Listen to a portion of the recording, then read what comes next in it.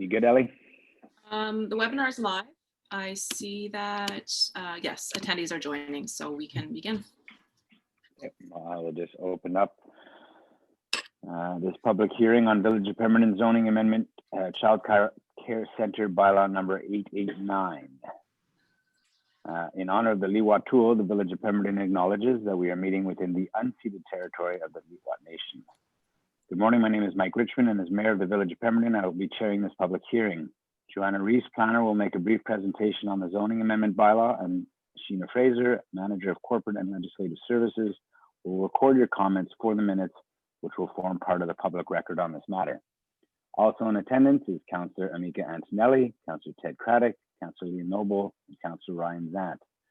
This public hearing is convened pursuant to Section 465 of the Local Government Act to allow the public to make representations to council respecting matters contained in proposed Village of Pemberton zoning amendment bylaw 889/2020. Notification of this public hearing was advertised. Oh, the notes you sent me there, Ellie, are cut off. Oh. Notification.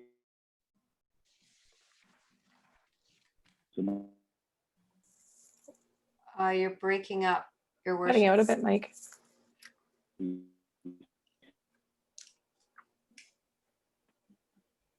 Oh dear. There he's back. Pardon me? You're back. So yeah, could you guys not hear me then? No. No. Oh, okay, sorry. My note, Ellie, the notes you sent me for the public hearing go from where it says notification of this public hearing, and then it goes right to adjournment. So I think I'm missing a page of notes. Uh-oh. Do you want us to resend to you? Yeah, resend, and I'll pick it up where I left off. Okay. Okay.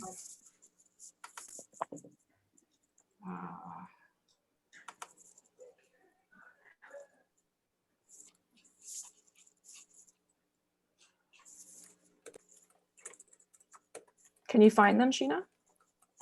Yes. Okay. Sorry, your worship, where does it break off? Notification of this public hearing. So the advertisement portion. Okay. I And will. then it goes right to adjournment.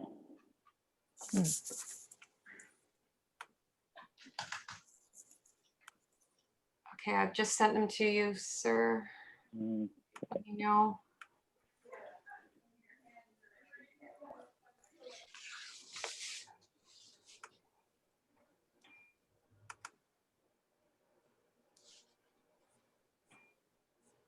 So it's the same, Sheena. All it says is notification of this public hearing was advertised in the, and it should say local newspaper and all that sort of thing, but it goes right to adjournment.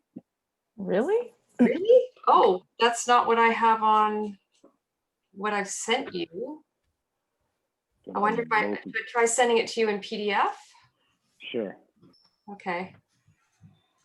Because it's showing up on my screen as. Okay. Is that a Word document? It's yeah, that's a Word document. Maybe that's why. That shouldn't be a problem. Try PDF. Okay.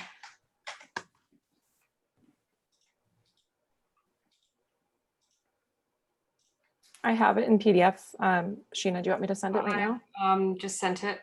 Okay. Sorry. That's all good. I'm not sure. Very strange. Yeah, the version I have is complete. So There you go. That one works. Okay. So back up a little bit. Notification of this public hearing was advertised in the October 8th and October 15th issues of the Peak News magazine. The notice was also posted at Village of Pemberton offices, the village notice board located at the post office, as well as the e-news and our Facebook page.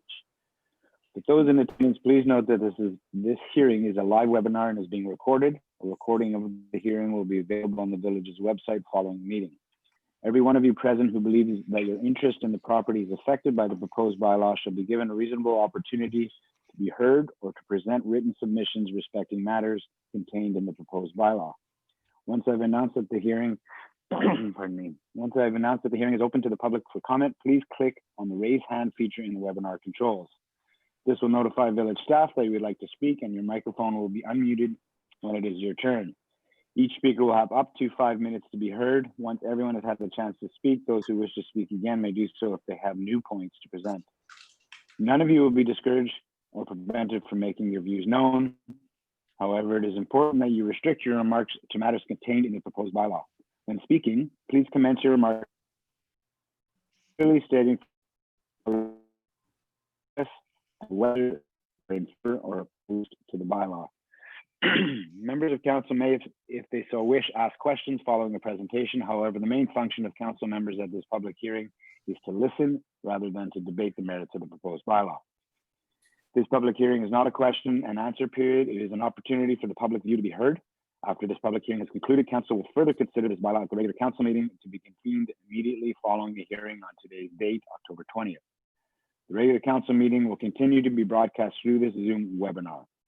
May I remind you that this morning is your for input on. And with that, I will now ask Ms. Joanna Reese to introduce the zoning amendment childcare bylaw number 889.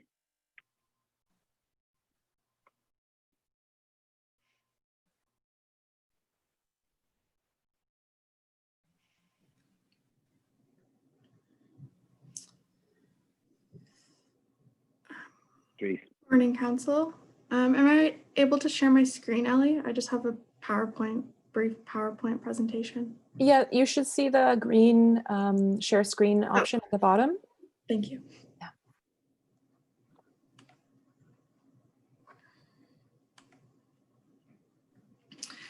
Good morning, Council. Today's public hearing is in regards to zoning amendment Child Care Center bylaw number 889/2020. As Mayor Richmond indicated, the statutory process for notification has been satisfied. A newspaper advertisement was published in the Peak News Magazine on October 8th and October 15th, and notice of the public hearing was also shared on the village website, Facebook page, and e-news. The purpose of the zoning bylaw amendment is to facilitate the development of childcare centers in all commercial zones. The subject lands indicated are zoned, indicated in red are zoned commercial and would be subject to the zoning bylaw amendment.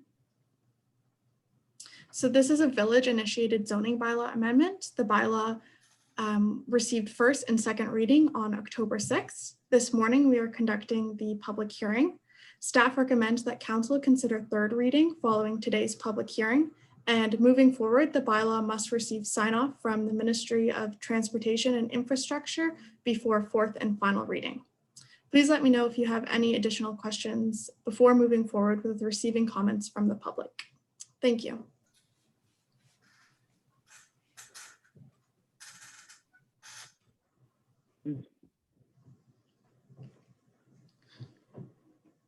Okay, so we're ready to open this up to the public then? All right, I will ask if there are any attendees that would like to speak to the bylaw. If you hit the raise hand icon, staff will notice.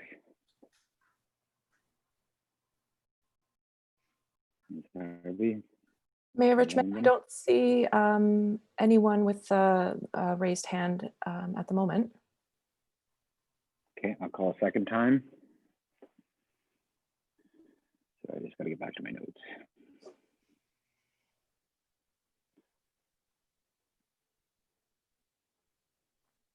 Need 4 computers.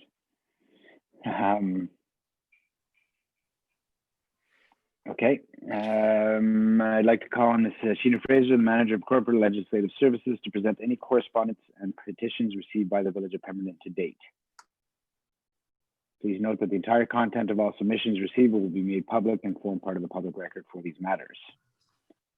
The village received 2 pieces of correspondence after the cutoff date of last Thursday from Kylie Vidan and Ming Sarti. As well, we received correspondence yesterday from Jamie Hargreaves and Laura Murphy, both indicating support of the bylaw. Thank you. So now I will open it again for public comment. The public is now invited to make their comments on the proposed bylaw. Please state your name and address and whether you support or oppose to the bylaw amendment. And may I again remind you that your comments will form part of the public record. So again, I'll ask, is there any hands up, Ms. Harvey? Mayor Richmond, I don't see any. Call a second time. And I'll call a third time for any further submissions. I don't see any. Thank you. Seeing none, on behalf of council and myself, I'd like to thank you for having attended this meeting. Your input and participation in the process is appreciated. Please be advised that after the public hearing is adjourned, the opportunity for public discussion is ended and council may not hear from or receive correspondence from interested parties relating to this bylaw. This bylaw is now a matter for council's consideration based on information received to date. And this public hearing for Village of Pemberton zoning amendment bylaw 889 is now adjourned. I'm just going to reorganize and then I'll open the regular. Can you, one of you, for the regular meeting notes? Sorry, Mike, can you repeat that? Can somebody send me the regular meeting, my notes by the form for the regular meeting? And I'll open it. Yes, I'll send you that right now. Just so you know, Mayor Richmond, you're breaking up a lot. Am I choppy? Yes, very. Okay. We're losing you again. I guess it's the internet. Hmm. I'm assuming it's the internet here. Worst case scenario, I'll go to my, if it stays bad.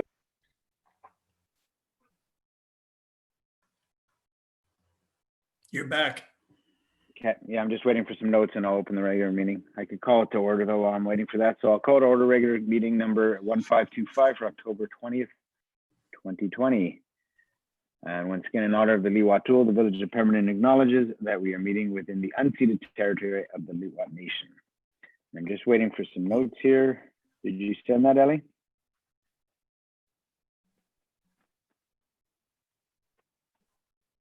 You're muted, Ellie.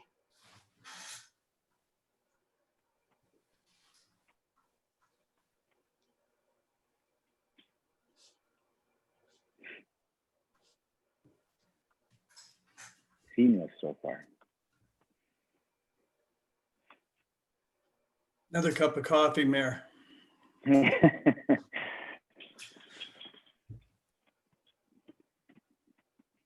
anybody send me those?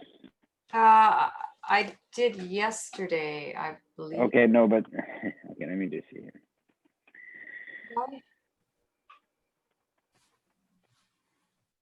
I just sent them your way Okay. now, Mayor Richmond. And they're in PDF Okay, now. thank you. Awesome, thank you. Okay, so here we go again. This meeting of council is being held virtually with all meeting participants attending via electronic communications in order to adhere to the provincial health officer's orders respecting physical distancing requirements as a measure to prevent the transmission of COVID-19. Council members will be involved in and participate in the meeting virtually as they would in person. For members of the public in attendance, please note that this meeting is a live webinar, is being recorded, and a recording of the meeting will be available on the village's website following the meeting. Council members attending this meeting are required to verbally advise the chair of when they leave the meeting and return to the meeting so that this can be recorded in the minutes. For clarity, if a council member does not verbally advise the chair but is observed to be absent from the video feed for an extended period and their video feed remains turned on, and it is unclear to staff whether they are present in the meeting, the council member will be marked absent until such time as staff observes their return. Hang on.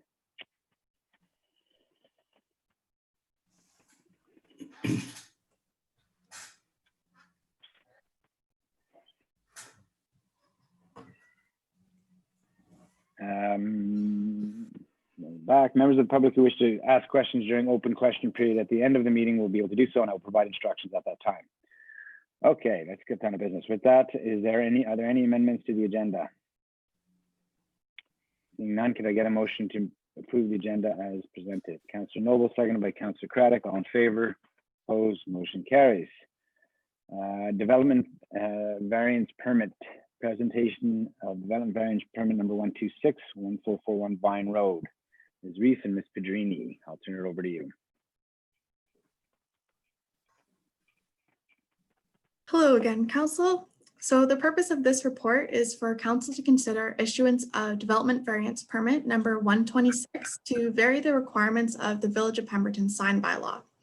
Agent Pride Signs Limited, on behalf of McDonald's, with permission of the property owner, Husky Oil Operations Limited, have applied for a development variance permit to allow for an electronic changeable copy sign to replace the existing sign located at the McDonald's drive-thru.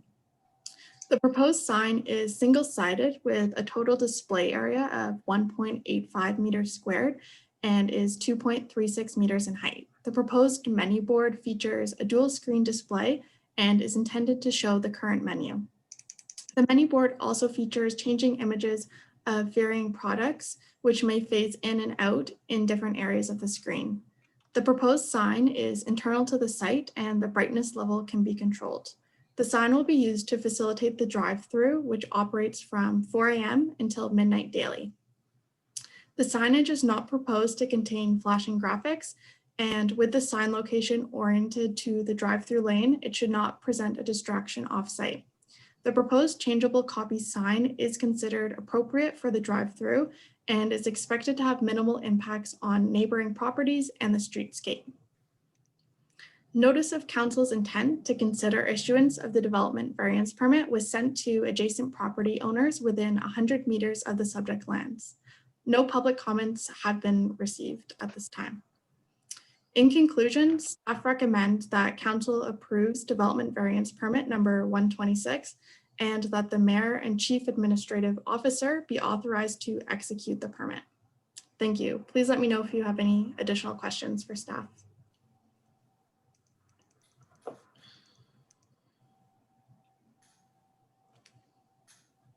Thank you.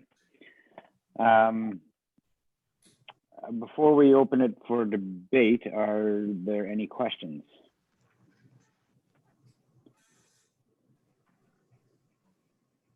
Okay, and before I turn to any conversation from council, I'm going to open it to the public for any input following this presentation. To those in attendance who wish to provide a comment on the development variance permit, please click the raise hand feature in the webinar controls.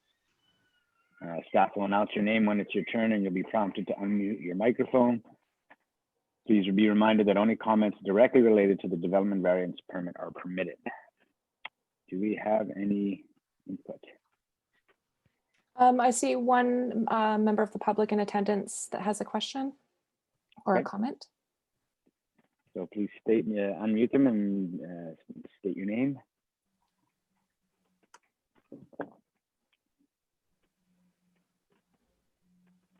Go ahead, we can. Hi, good morning. It's Isabella Sorelli. I'm the agent representing McDonald's for this application, and I just wanted to thank staff for the support. And if there's any questions that I can assist with, just let me know. Thank you. Okay, nothing else, Ms. Harvey? Nobody else? I don't see any others. Then I will open it up for council debate. Anybody have any comments on this? Councilor Zach, go ahead. Just one quick question in regards to the 100-meter radius for the sign and correspondence that was sent out. Now, staff reported that there was no correspondence sent back in to opposition of the new sign, but I'm just out of curiosity, within 100 meters of the business, how many houses are in that radius?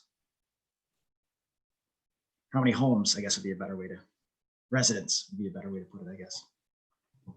Hi, I don't, through the mayor, I don't have the exact number, but it is actually quite a few with the peaks in that area. But staff can find that number and provide that to you if you'd like. Well, if there was no, in your report, you mentioned there was no opposition to the change, so I'm not that concerned about it. I was more wondering about how many homes would have been reached within a 100-meter radius. And just to clarify, you did say that the sign brightness can be adjusted. Is that correct? Through the mayor, that's correct. Thank you. I have no more questions. Councilor Antonelli. Yeah, well, I think if none of the neighbors have spoken up, then I think it's something that I can support. Once the sign is in place, if there are any complaints, it sounded from the report that the applicant is happy to put in some screening, so maybe some landscaping or something to that effect. So yeah, as long as we can respond to complaints in the future, I'm happy to support it. Thank you. With regards to the brightness, within our sign bylaw, we have limits to that, don't we? So this variance doesn't allow for them to be brighter. You said they can control it, but how do we make sure that it isn't shining really bright in that neighborhood? Can I? Yeah, go ahead, Ms. Virginia. If we receive a complaint, then we could follow up, and we could use, if there's provisions in the sign bylaw, we can use them to request that the applicant turn down the dimness. And I can also report that there were 175 addresses on the mailing list. Thank you, Ms. Pedrini. Okay. Any further comments? All right, I'm looking for a motion. I just got to get it back. I'm looking for a motion that council approve DVP number 126, and that mayor and CAO be authorized to execute the permit. Moved by Councillor Zan, seconded by Councillor Noble. Further discussion? All in favor? Opposed? Motion carries. Okay. Thank you. I think that's it for Ms. Reese and Virginia. Thank you, guys.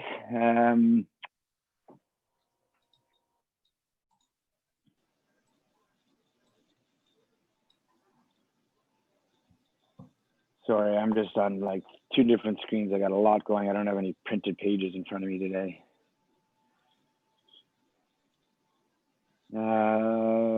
We didn't do the minutes yet, right? Adoption of minutes from regular council meeting 1523. Moved by. Oh, but before we adopt them, I do need to Yeah. make a slight change. Oh, right, that's it. Go ahead. Yep. So in the minutes at the last council meeting, staff had brought forward an application for the multimodal transportation hub. So the number was, I believe, 1.6. We actually need to bump that up to 1.9 million. So I'll ask Ms. Fraser, do we need to rescind the previous motion or just amend the minutes as? We just need to amend the minutes to amend that Okay. that resolution or change those numbers from 1.6 to 1.9. Okay. If we had adopted the minutes already, we would have had to Okay, right. Thank you. Okay, so can I get a motion to adopt the minutes as amended? Question? Go ahead. Yeah, just like to know through the administrator, the $300,000 increase. Can you give us an idea what that was for?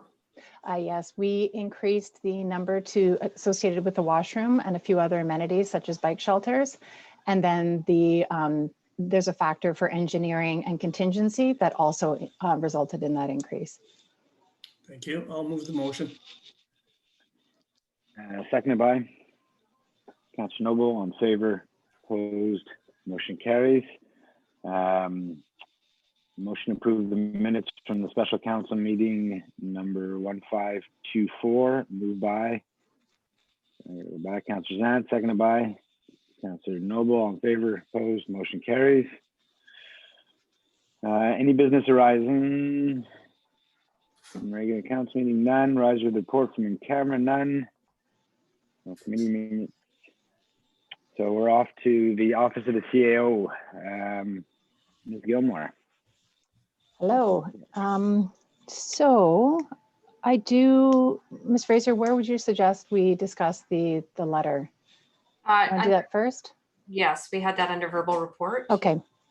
So council was circulated a letter we received from Tourism Pemberton. We received that after the agenda went out on Friday night. And there is a request from Tourism Pemberton. They're trying to take advantage of the CEREP, Community Economic Recovery Infrastructure Program funding that we also have a couple of applications for on our agenda today. One of the things I believe everyone will be familiar with is a lot of discussion when it comes to tourism and how we don't necessarily have appropriate facilities at some of these tourist destinations.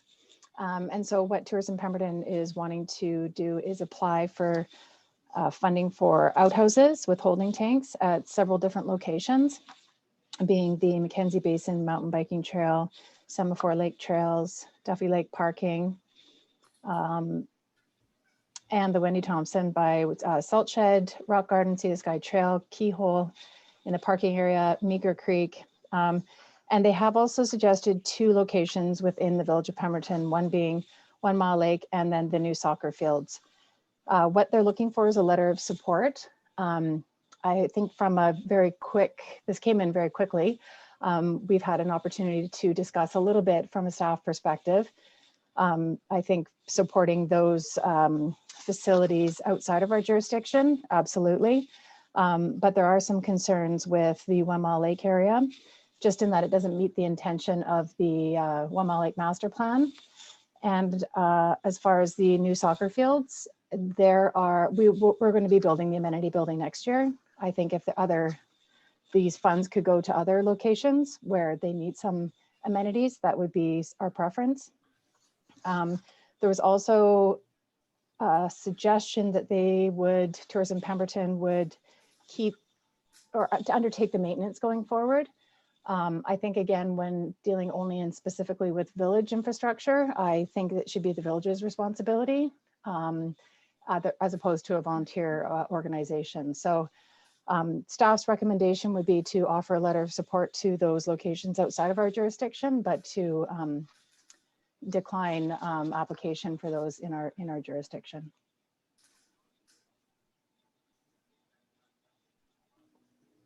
So we would, I'm just trying to wrap my head around this. So we would write a letter of support for the other areas, but they're asking for a letter of support for their specific application. Like how do you want to handle that?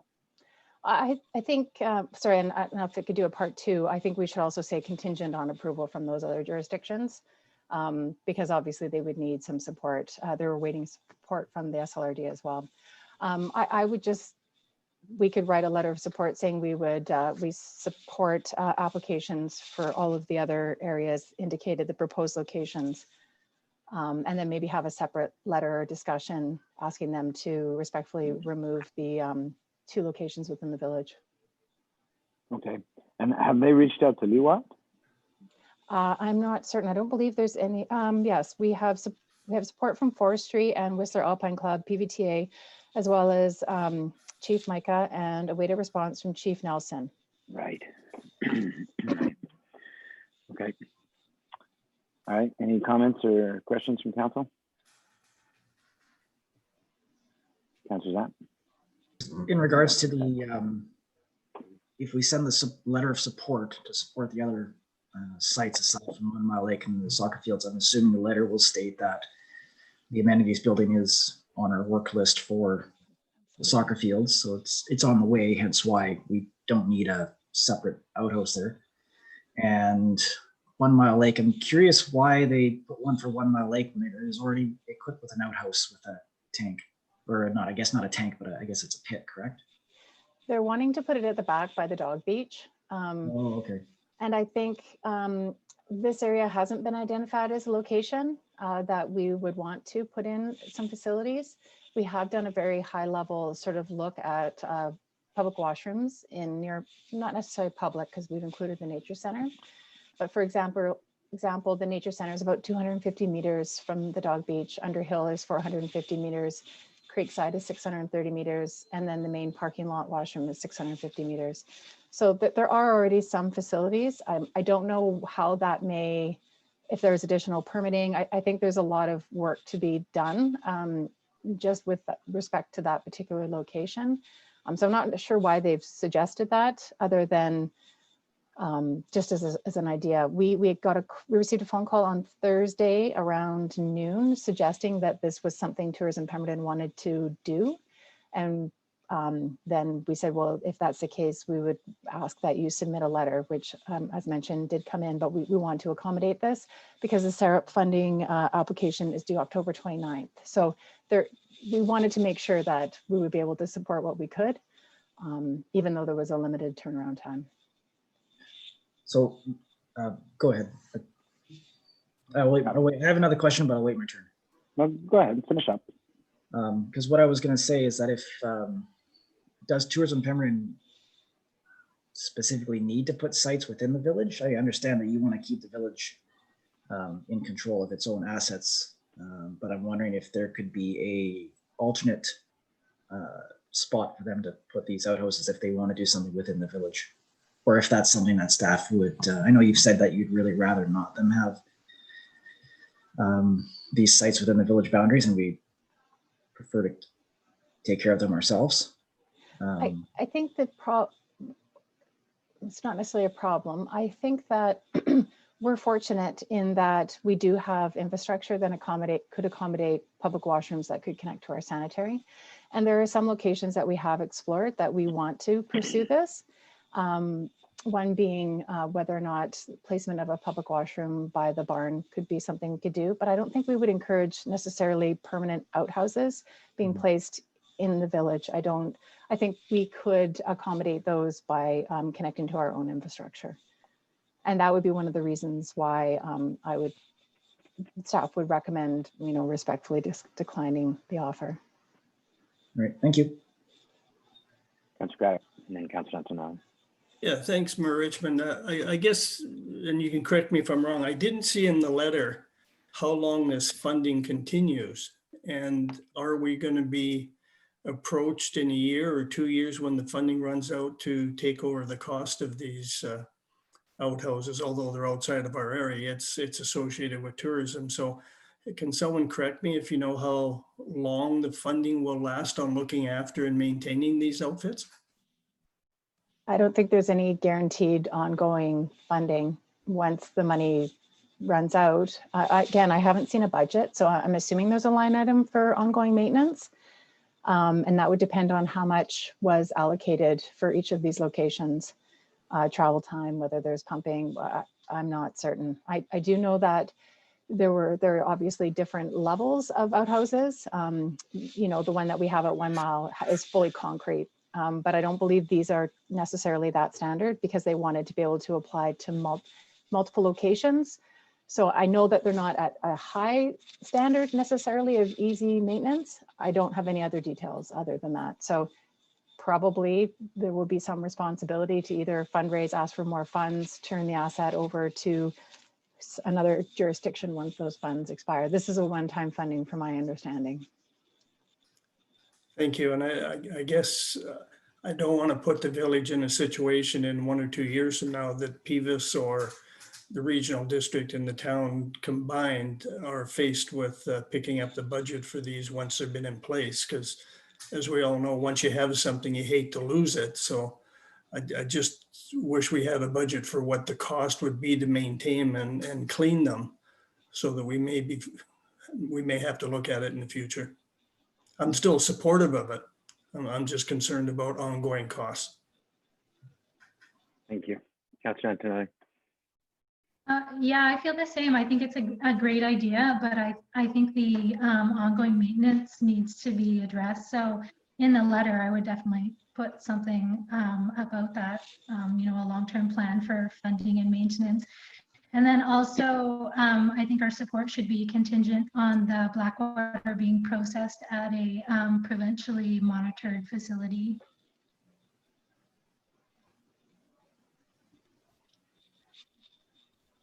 Councillor Zan. Sorry, Councillor Antonelli, you cut out the very last bit of your sentence. There's something about provincial funding. Yeah, I think we need to put in there that our support is contingent on the Blackwater being treated at a provincially monitored facility. So that's Whistler. Okay, thank you. Any further comment on this, or would somebody like to table a motion?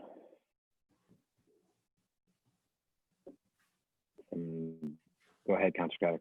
Yeah, I'll table the motion that we write a letter of support for the sites, that we asked for a letter indicating ongoing maintenance and disposal of the Blackwater and removing the 2 sites from the village of Pemberton. Seconder. Councillor Noble, further discussion? you want to speak to that, Councillor Noble? Go ahead. I had a question. I was wondering where the Rock Garden Sea to Sky Trail site is. I'm assuming it's more Whistler Way. I could be wrong. I thought I saw something in from the Sea to Sky Trail that hasn't yet been developed. I don't know. It's very. Isn't that going up about 7 kilometers or 10 kilometers out of New Town, going up the hill on the left-hand side of the sort of old scree slope? Isn't that what they call the Rock Garden Trail? Because the Sea to Sky Trail starts up on that area as well. I'm I'm not not sure. sure. You know what I mean? Like you could pull off. Yep, yep. I don't know how to describe it for Almost, hydro lines go over it. yeah, just about kilometer 13. Yeah. In a canyon kind of area. Yeah. Okay. Ms. Fraser? Sorry, I'd just like to get clarity with respect to the motion that letter support be provided for the sites noted, and that request for information on maintenance and disposal of the Blackwater. Mhm. Be Maybe provided, that's- and maybe we that, sorry, Maybe we should have 2 motions then, should we? Is that where you're going? Yeah, I think we want to, I think it's support for those sites with the exclusion of the Village of Pemberton. Yeah, let's do that one first. 1 through 6 in the letter. Yep, that sounds good. Okay, so let's do that as the first motion. That was moved by Councillor Craddock, seconded by Councillor Noble. Calling the question, all in favor? Opposed? Motion carries. And then a follow-up motion requesting information on ongoing funding for maintenance as well as Blackwater disposal. Oh, and sorry, I'm going to back up. We didn't put in that motion. Is our support contingent on support from the other jurisdictions? So in other words, if our support is there if LUWAT approves it. I think Right. if we could go back a bit, we might need to, that's the Village of Pemberton provided a letter of support to Tourism Pemberton for sites 1 through 6.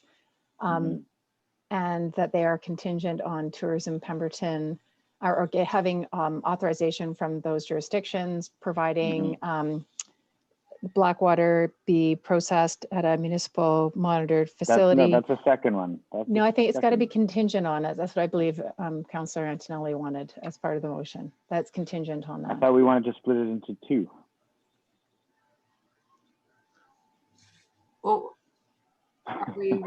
Help me out here, Shane. So we were, I don't think we were in complete agreement on that one, if I can just back up to that. I think that we had some support contingent on. Right. So you think it should all be in one? I don't know if we necessarily need to have the content. We could have 2, but we want to have a letter outlining the maintenance. I don't know if we'll get that in time for their application. Right. But we could definitely make it contingent as well for three items. Support from other jurisdictions, treatment of Blackwater at provincially monitored facilities, and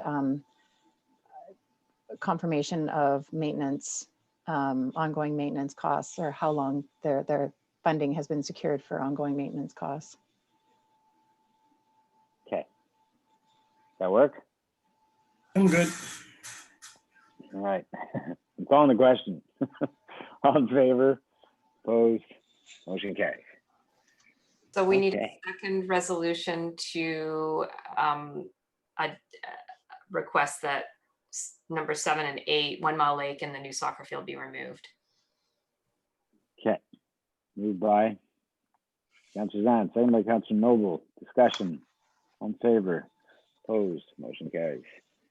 Okay. There we go. Gilmore syrup. Okay, so that would be me again. So as mentioned at our last council meeting, we have an opportunity to apply for funding under the SARUP funding stream. And what staff have pulled together are 2 projects. These were already shelf-ready projects. And the first one is for the Friendship Trail on Pemberton Farm Road East. So it's a separate trail.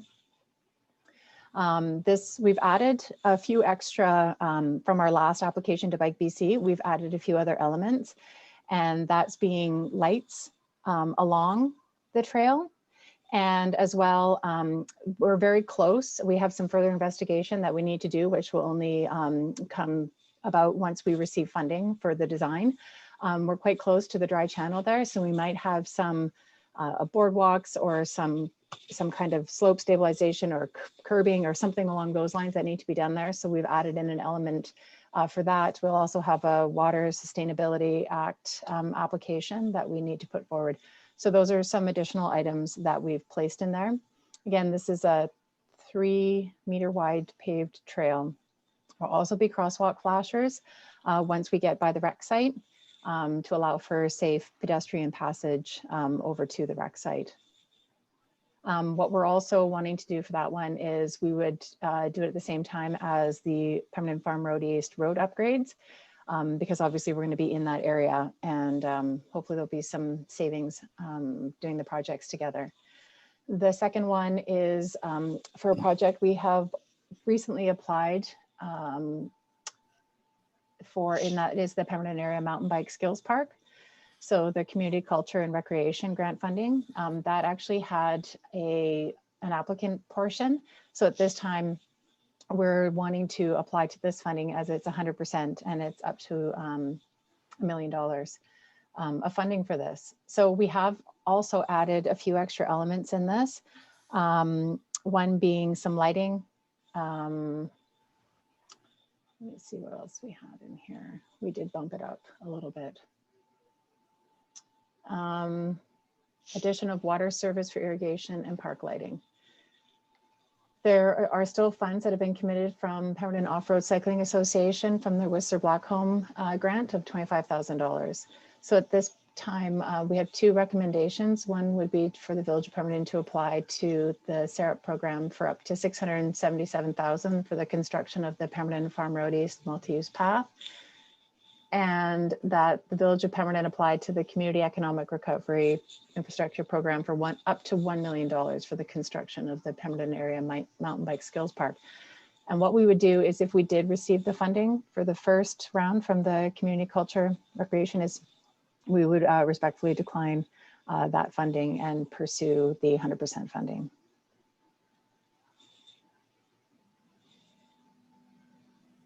Oh, you're on mute. Questions? Nope. Any comments? None. Would somebody like to move the first recommendation that the Village of Pemberton apply to the SIRP program for up to $677,000 for the construction of the Pemberton Farm Road East multi-use path? Moved by Councillor Noble, seconded by Councillor Zant. Any further discussion? Is that discussion, Councillor Antonelli, or are you seconding? Call the question. All in favor? Opposed? Motion carries. And now a motion that the VOP apply to the SIRP program for up to $1 million for the construction of the Pemberton Area Mountain Bike Skills Park. Moved by Councillor Craddock, seconded by Councillor Noble. All in favor? Opposed? Motion carries. Do you have more on your report there, Ms. Gilmore? No, that's everything. Thank you. Okay. Corporate and Legislative Services. Ms. Fraser, we're going to talk about 2021. Good morning, Mayor and Council, and thank you for having me. It is that time of year again where we must look at down the road, the future, setting the meeting schedule for 2021 as per the legislation. In preparing the meeting schedule options, staff has considered the schedule of long weekends or stat holidays, because we have traditionally tried to schedule meetings outside or on the off Tuesday of a long weekend. The Christmas break, March break, and obviously our August break, which we've traditionally held no meetings.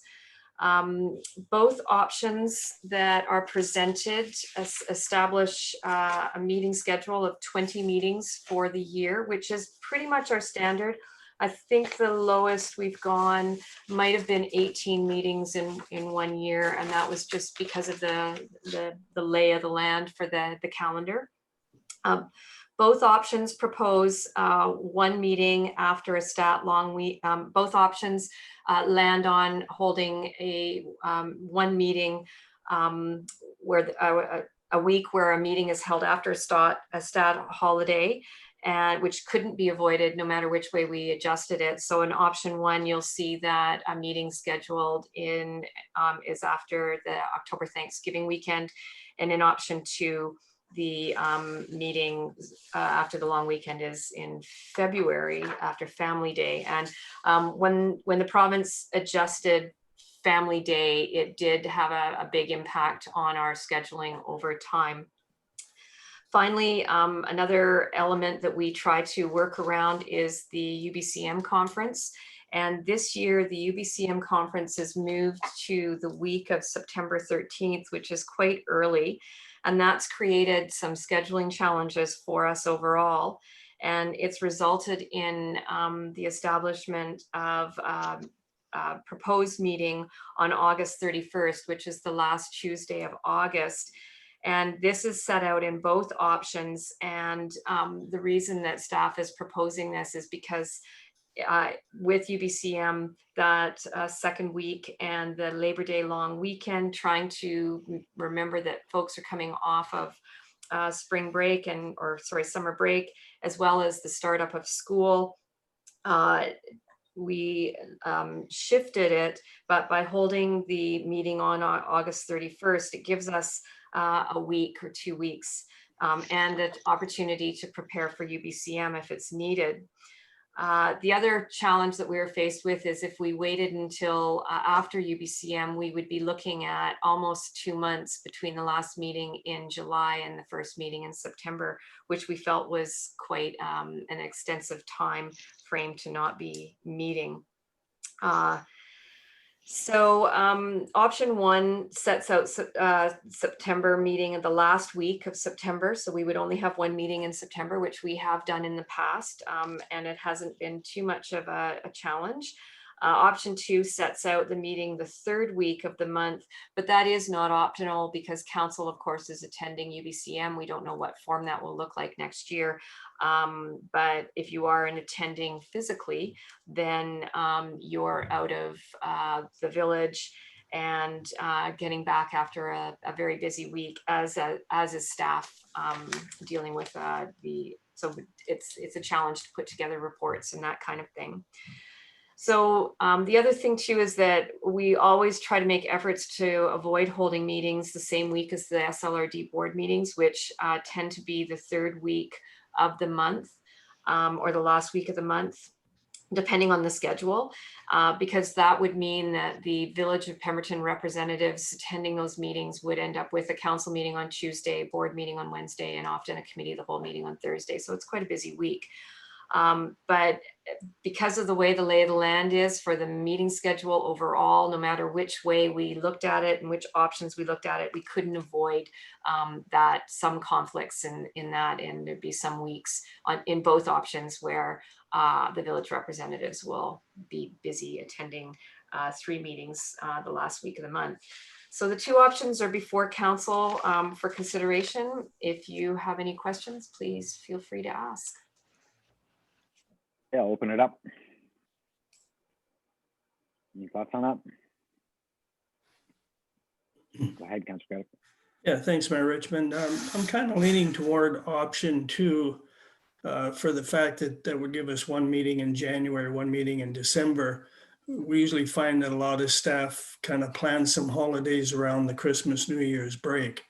And that would give us a little bit more time in there for people to come back and get back to work and get things ready. So I can really go either way, but I just looked at that as maybe more conducive to staff time off. Thank you. Councilor Antonelli. In option 1, it looks like there is a meeting in spring break. So I would vote for option 2. Okay. Any other thoughts or questions, or would somebody like to make that motion? Go ahead, Ms. Fraser. Just on the spring break part, when we do to look at meetings in that during that period of time, we do try to aim for the first week of spring break if we do have an overlap, understanding that some people are away, but again, the meeting schedule is so wonky. That was the best we could do on option two, or option one. So. Councillor Craddock. I'll make a motion that we approve option 2. Second. Okay, any further discussion on that? Call the question, all in favor? Opposed, motion carries, thank you. Now we're on to 2021 committee and liaison appointments. So, Ms. Fraser. Yeah, and I don't really have too much to impart on this other than it's that time of year again. And we are required to make appointments, specific appointments by resolution for certain positions that people are holding in particular. The Emergency Planning and Operations Committee, the Parcel Tax Review Panel. And keep in mind, for many years, we didn't have a Parcel Tax Review Panel, but for the last 3 years we have, because we've had a need to facilitate that review due to all of the new properties that are coming on to into the village. And last year, or in 2020, the Parcel Tax Review Panel didn't meet, but I would anticipate that they may need to meet in 2021. The Cemetery Committee, which is a community committee that is facilitated through the Legion, but funding is through the SLRD, which the village jointly contributes to with Area C. Obviously, the SLRD board, the Pemberton Valley Utility Services Committee, Pemberton Lillooet Treaty Advisory. Again, we have to make appointments to that, but that advisory committee has not met in, I think, all the years that I've been here, but it is on standby. Sea to Sky Hospital District, Regional Hospital District. I think I got that right. Pemberton and District Library Board, Municipal Insurance Association of BC, and then the Community Forest Interim Board. Those appointments need to be reaffirmed. We will be changing that up going forward. So it's before council. Thank you. Thank you. So before I ask if anybody has any interest in changing any of the appointments, just to comment on the community forest. That's an interim board that's set to meet in the near future, very near future. And part of the goal, and correct me if I'm getting this wrong, part of the goal is to, at that, I think the next meeting, to appoint a long-term board, is it not? Like this is to get away from the interim board. Were we not trying to move to that step in our next meeting? Not necessarily in the next meeting. The interim board is going to establish, look at the governance and some policies, and then put that in place and make decisions about what they want to do moving forward. What the terms of reference are for the community forest is that there will be 2 representatives from each community, as well as the mayor and chief. Sitting on that board. So once we've finalized some of the interim activities that need to be completed, which we're hoping to get done in the next few months, then we would post advertisement and notice to recruit 4 board members, 2 from Lilwat Nation community, Lilwat from the village. So there's and the mayor or the mayor. Am I an option or am I appointed to it? The mayor and the chief are appointed to the board, would remain on the board, and then 2 members of the public would participate on the board from each community. Okay. At this point, that can be changed. So at this point, that's the way it's set. So set. I guess the point is on this one, we're appointing the interim, and then when we get to this point that Ms. Fraser just explained, I'll bring it back to council to offer to the group, whoever would like to sit on that board. But in the meantime, so the appointment we're making now is just on the interim board to get to that spot. That's right. And then then I'll bring it back. Then we would recruit and put recommendations to council, sort of similar to the way we do with the design review committee and the land use committee. And then council would make a decision. Yeah, but I think it should be clear that there's only one council representative on that board. Yeah. Yeah. Okay. So with that information, is there anybody that would like to explore another appointment, or is everybody happy with the committees they sit on? Any comments? Go ahead, Councillor Zant, and then Councillor. I was going to say I'm happy with the boards I'm still sitting on. I don't want to make any changes. That's all. Okay. Councillor Antonelli. I was wondering if anyone else was interested in taking a turn on the library board and the municipal insurance seat there. And I'm interested in the SLRD Agricultural Advisory Committee and the Who's on that community one? forest when that comes up. I believe I'm on that one.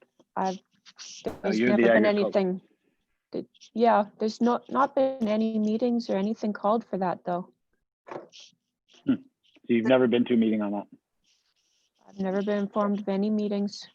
Okay, Ms. Fraser and then Councillor Zant. So just to clarify, the liaison to other committees is, it's not, we are not appointing our members to those committees. It's basically something that people have expressed an interest in participating in or attending those meetings. So although we don't actually officially advise those organizations that there's a village representative to be informed of those meetings. It comes out of people's interest. So, I mean, we can certainly let the SLRD know that agendas, as a courtesy, if agendas could be provided to our village reps, but you aren't sitting on that committee or participating in the decision making of that committee. You're there as an observer. Not a voting member of the committee, yeah. I think there is a bit of a disconnect though, because I know there have been AAC meetings. Yeah. So maybe we need to We can follow up. Mhm. Yeah, let's do that, because it would be nice to have some, not representation, but some participant, somebody on that meeting. Okay, so Councillor Antonelli, Councillor Zant, go ahead. Well, I was just going to offer, if Councillor, I was interested in sitting on the library board before, but I would have to drop one of my other appointments. And if Councillor Antonelli is interested, I'll trade you Tourism Pembroke or the library board. Don't Well, take that's a tough choice. You can't say no to that. Yeah, that, okay, Ryan, I'll go with that. Because you're buying coffee. But overall, they're very colorful meetings. Perfect. Yeah, I'll go, yeah, okay. Okay. Are there any other requests to switch? If not, we'll go through the list that require resolutions, and Ms. Fraser will take us through them one at a time. Any other requests? Okay, Ms. Fraser, you want to hit the ones that we need resolutions on? So we need a resolution to confirm the parcel tax review panel as being Councillor Antonelli, Councillor Noble, and Councillor Zant. Moved by Councillor Noble, second by Councillor Caddick. All in favor, opposed, motion carries. Next. The Emergency Planning and Operations Committee, Councillor Noble. Moved by Councillor Noble, seconded by Councillor Antonelli. All in favor, opposed, motion carries. Next.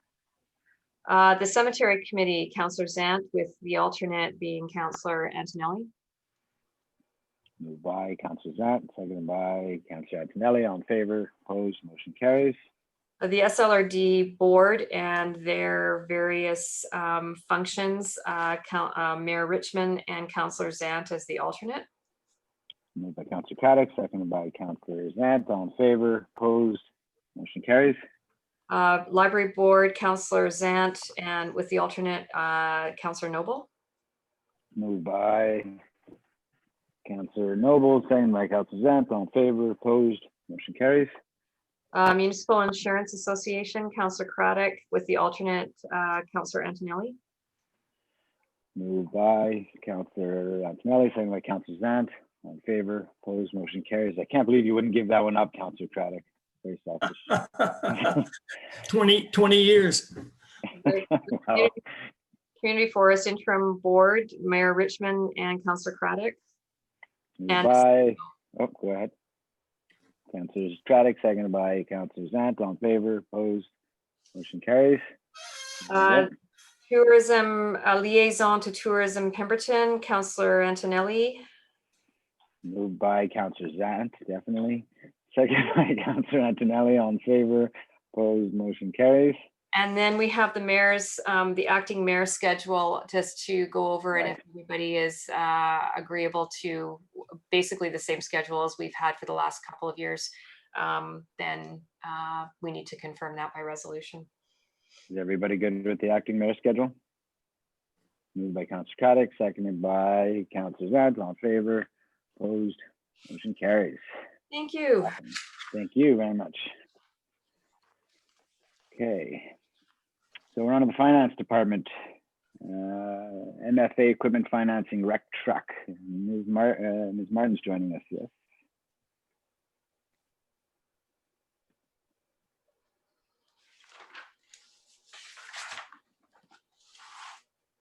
Do you get a pin for that, Ted, for 20 years? Pardon? Sorry, I was just making small talk while we were waiting for you. Good morning, Ms. Martin, welcome. Good morning, Mayor and Council. Morning. I am here to present municipal financing, equipment financing for the recreation truck. The purpose of this report is to seek council's approval to apply for short-term funding with the MFA for the funding of the rec services truck. As identified in the 2020 PVIS budget, a rec truck was transferred from the village to the village of Pemberton from the Squamish-Lillooet Regional District. At that time, that was in 2019, June of 2019. At that time, after discussions with MFA, the best course of action that we had for transferring the loan for the recreation truck was to pay out the loan to date with the SLRD and transfer the truck capital to the BOP, and then to reinstate the MFA short-term loan with the village of Pemberton. So that's what this report is for, is to request to request funding for the remaining 3 years of the truck. It was already on the PVIS books prior to the transfer. So what we did is we paid out the approximately $21,000 in cash, and then we'll replace that cash. So on our books last year, we took a gain for this truck, and then we'll take a loss this year, and the net result will be zero, other than the continuation of the loan. As noted, the MFA short-term financing is quite a low interest rate. It's just over 1% currently. So funding for these types of capital costs are quite accommodating for the next few years. The cost to the budget this year, which has been included in the PVIS recreation budget, is roughly just over $1,000. And then it would continue on for the next 36 months. And it is actually already in the 5-year financial plan bylaw as well.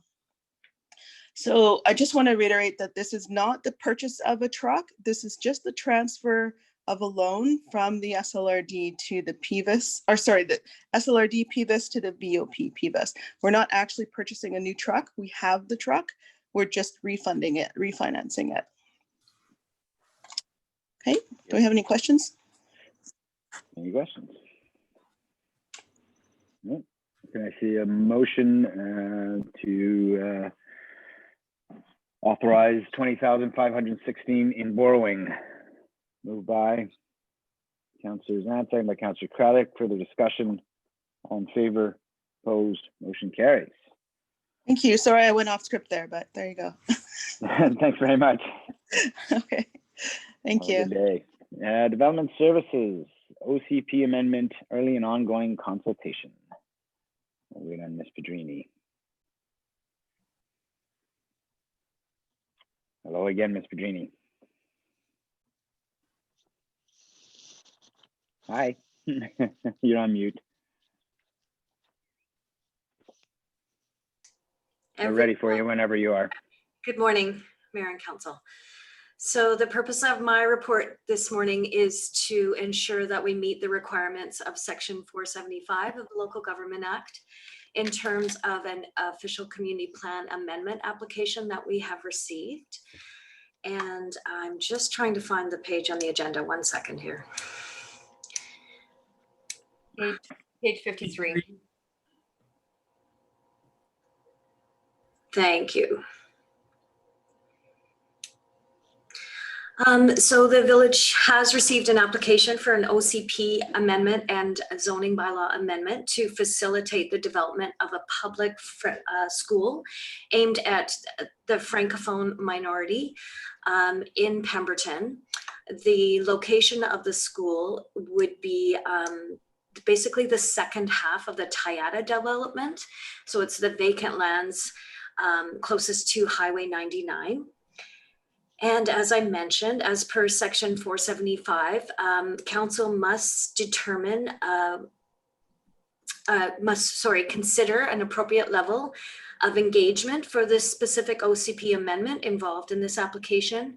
And therefore you must determine which agencies, including local and provincial and possibly federal agencies and other bodies that you would like to be referred or to be engaged on the application. And as per our standard level of referral, staff would recommend that the following agencies be sent a referral for the application to give them an opportunity for comment. So that would be the Lillooet Nation, the Ministry of Transportation and Infrastructure, the Ministry of Education, the Squamish-Lillooet Regional District, Pemberton Valley Dyking District, CN Rail, School District number 48, Sea to Sky, the Pemberton and District Chamber of Commerce, as well as our utility providers of TELUS and BC Hydro. We would also ask for the applicants to organize a online, I would imagine, opportunity for public engagement on the application before council would consider first and second reading of the OCP amendment bylaw. And so that is my recommendation today, and I'd be happy to answer any questions if you had any. Ms. Pedrini, any questions? Questions? Go ahead, Councilor Craddock. Yeah, through to Ms. Pedrini. Would a person be able to do first and second reading and then have this go out for public input so that it can move the process along a little more quickly? Yeah, if council wished to have the engagement opportunity occur after first and second reading, we could ask the applicants to organize some kind of public engagement and give council results back from that before you go to public hearing. We could do that as well. So any results of that engagement, we could then amend after second reading, right? We could put that in, and then it goes to public hearing after that point. Yeah, the official community, those steps. Through the mayor, the official community plan amendment would basically just redesignate the lands from residential to civic and institutional, and it would also designate the appropriate development permit areas for the land involved. So it's a mapping amendment. So there might not be anything in the official community plan amendment that you would want to change after hearing it. You know, it's kind of like a yes or no. Do you want this land use to be able to occur here or not? Right. Okay. Go ahead, Councilor Craddock. Yeah, thank you. And I think that was my point, that the OCP, there's not a big change in that situation. So to hold off first and second for another month, I'm just looking at trying to facilitate moving this project forward as quickly as they can. And obviously, if they can get it organized and into the ground in the spring, it certainly makes a lot more sense than going through this for another couple of months. So that's the only reason I asked that question. Ms. Gilmore? So typically when we make our referrals, we allow about a month for external agencies to provide comment. And we would most likely wait until we get the comment to bring that for first or second reading to council. Ms. Pedrini, is that correct? That is correct. Yeah. Through the mayor. So if we also did ask the applicants to organize a community information meeting while the referrals were out and we were waiting for comments back, that would save time on that end as well. It is correct. We wouldn't bring back the bylaw until we'd received all the referral comments, as well as convened a meeting of the Advisory Land Use Commission to get their input on the land use change. So yeah, it could save time to actually ask them to do it before first and second reading. And that would still trigger a public. I was going to just state that time is definitely of the essence, and staff are very aware of that. But is it, by giving it first and second now, does that save time? Because we still have to receive the referral comments, the engagement results, and then refer to a public hearing, do we not? So it has to come back to another council meeting. Like, it's not like we can, if we give it first and second now, we go through this process. When it next comes back to council, would we be in a position to give it third? Or would we then have to, we wouldn't be in that position anyway, right? We'd still have to trigger a public hearing. Yeah. So I'm just saying, given it, I'm just trying to clarify whether or not Councillor Cuddick's suggestion does save time or not. That's all. I think asking them to do it right now while it's in the referral period would probably save time, as opposed to waiting and having to do information and public hearing. And, you know, we still have, I think that if we ask them to do it now, it would be faster. But the first reading doesn't change anything at this point, is what I'm getting at. Yeah, we're not in a position to do first reading yet, obviously. Yeah. We're just doing our engagement, our early and ongoing engagement at this stage. And I mean, we're not here to determine the merits of the application today. We're just here to determine the engagement opportunities. That's sort of what I was getting at. That by giving it first today isn't a helpful thing. Let's do as staff. If everybody's supportive of this, let's do as staff has recommended in terms of getting the engagement going while the referral comments are out, and that way they can move along. Any other comments or questions? Okay, would somebody like to make, so are we making the motion as presented, or did we want to amend that, Councillor Cuddick? No, I'll make the motion as presented.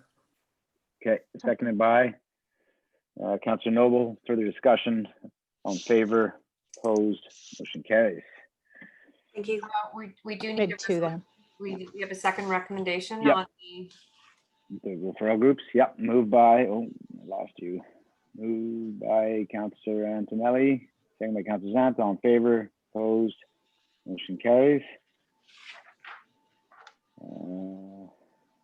Sorry, just lost my place. And then we're on to major development permit elevated Sunstone amendment. And I believe Ms. Reese is joining us on this one again.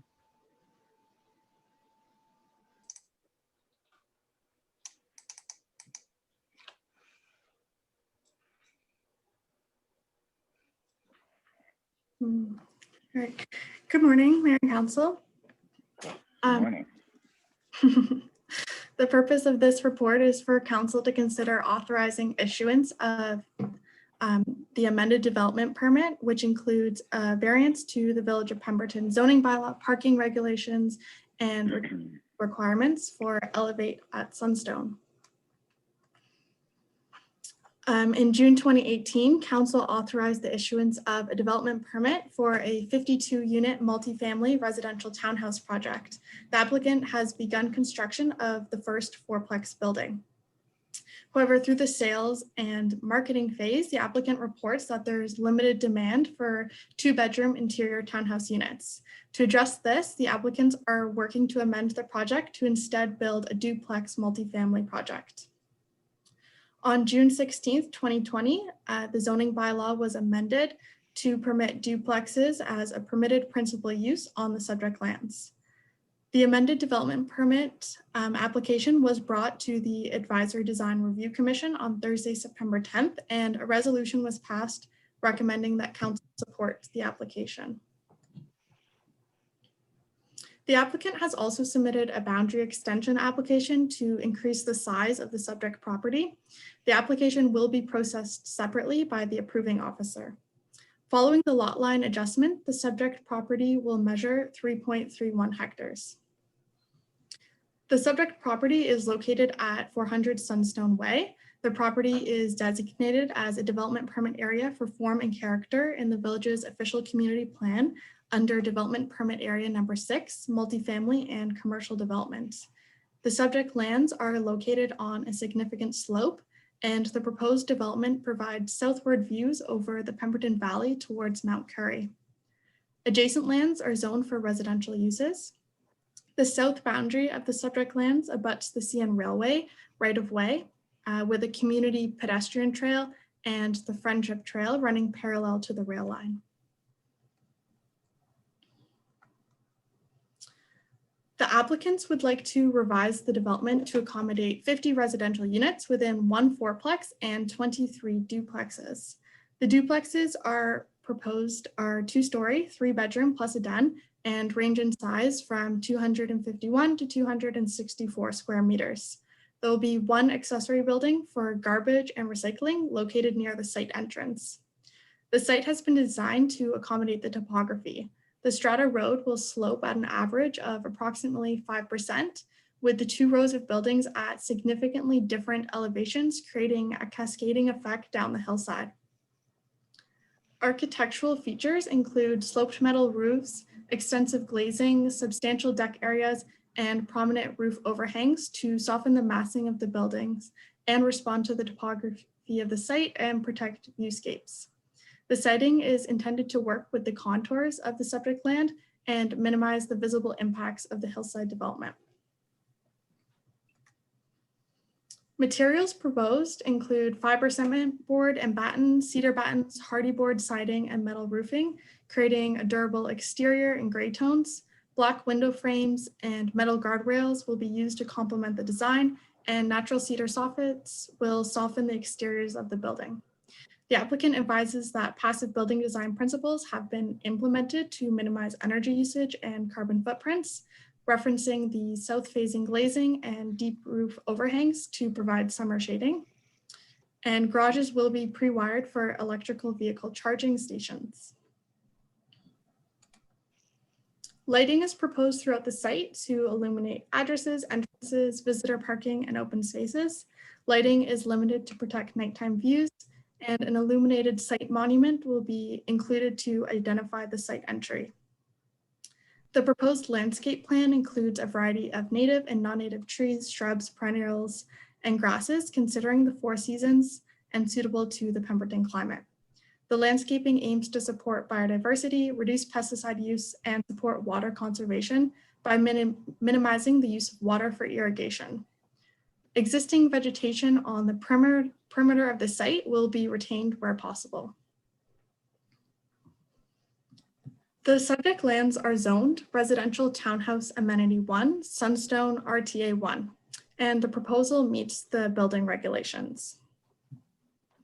Parking will be provided with single and double garages attached to each unit based on the unit type. The project also proposes driveway lengths that will accommodate additional parking in front of each unit. In total, 200 spaces will be provided. The zoning bylaw requires 101 parking spaces for this project, resulting in a surplus of 99 parking spaces. Based on this surplus, the applicant is seeking a variance to reduce the visitor parking standard from 12 stalls required to 4 stalls. Retaining walls above 1.2 meters are not permitted in the Village of Pemberton zoning bylaw. In addition to a variance, they also require a separate building permit and sign off by a geotechnical engineer. Due to the significant drop in grade throughout the site, the applicant is seeking a variance to allow the following retaining walls. Firstly is a series of 2-tiered rock boulder retaining walls between the downslope units to mediate the significant drop in grade between the access road and the rear yards. The lower tier of these retaining walls measures 2.5 meters and the upper tier is 0.6 meters tall. And landscaping will be used to screen these rock stacks to minimize their appearance from the community trail to the south of the subject lands. Secondly is a Sierra Earth mechanized wall, which ranges from 3.3 meters to 7.26 meters in height and is 120 meters in length. And this is proposed at the southeastern corner of the subject lands. The wall is intended to be able to support plant life to have the appearance of a green wall. The proposed retaining wall also extends 4.3 meters onto the adjacent easterly property, which is also owned by the applicant, but will require an easement to permit this encroachment. The proposal is generally compliant with the hillside design guidelines and the development permit guidelines. In conclusion, staff recommends that both variances are approved and the development permit is authorized for issuance, subject to conditions, including provision of a landscape bond, registration of subdivision plans for the proposed lot line adjustment, execution of an easement agreement with the easterly neighboring lot, and lastly, payment of any outstanding fees. Please let me know if you have any additional questions for staff at this time. Thank you. Thank you, Ms. Reese. Very clear. We'll open it up for questions or comments. Councilor Craddock. Yeah, thanks, Mayor Richmond. I have a couple of issues with the fact they're talking about cut and fill. We saw what happened on 7 o'clock drive with cut and fill, where it impacted the neighbors that were building substantially. And there was no vegetation left. And the increase in land height was in some cases from 12 to 20 feet additional height. That concerns me, the retaining wall issue. The retaining walls, if you take a look, there's 2 stop work orders that were put on properties out there, but I understand is just now 1. And look at how it impacts the neighborhood. I do have a little bit of concern. I'm not against the project. I like the project itself.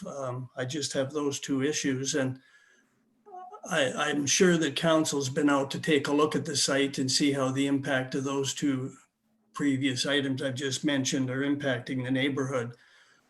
But I personally would love to see council and staff meet at site, social distancing, wearing masks, to take a look at the impact of the 2 things that have already been done out there, and maybe walk down and have a look and see how this is going to impact the overall hillside development. I mean, we get things written up in the report that say the site has been designed to accommodate the topography. When you do cut and fill, you're not working to the topography. What you're doing is doing a man-made topography.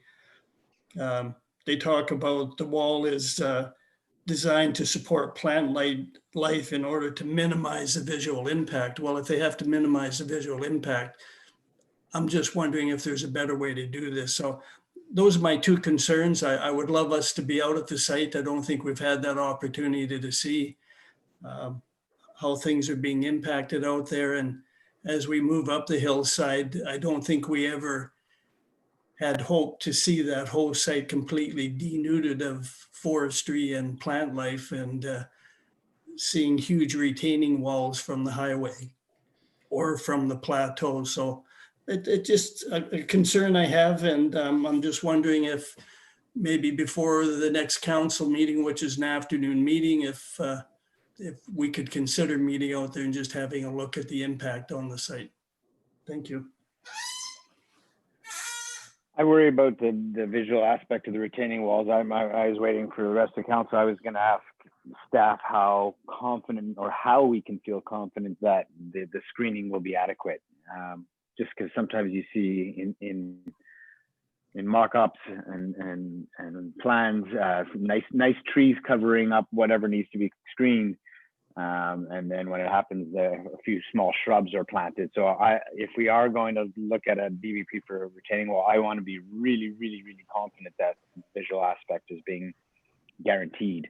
That the green wall is green, that the retaining wall is properly screened so you can't see it. Because I feel like there might be the need to, I might be open to the variance for those for the walls, but I need to feel confident that we're not going to see them. I agree with Councillor Caddick. We don't want to see the hillside sort of littered with retaining walls. If they're necessary and we're going to provide variances, then we need assurance that they're properly screened. Would be my comment on that. Any other councillor comments or questions? Go ahead, Ms. Gilmore. You want to answer to that? No, I just wanted to make a couple. I'm not on mute. Just confirming.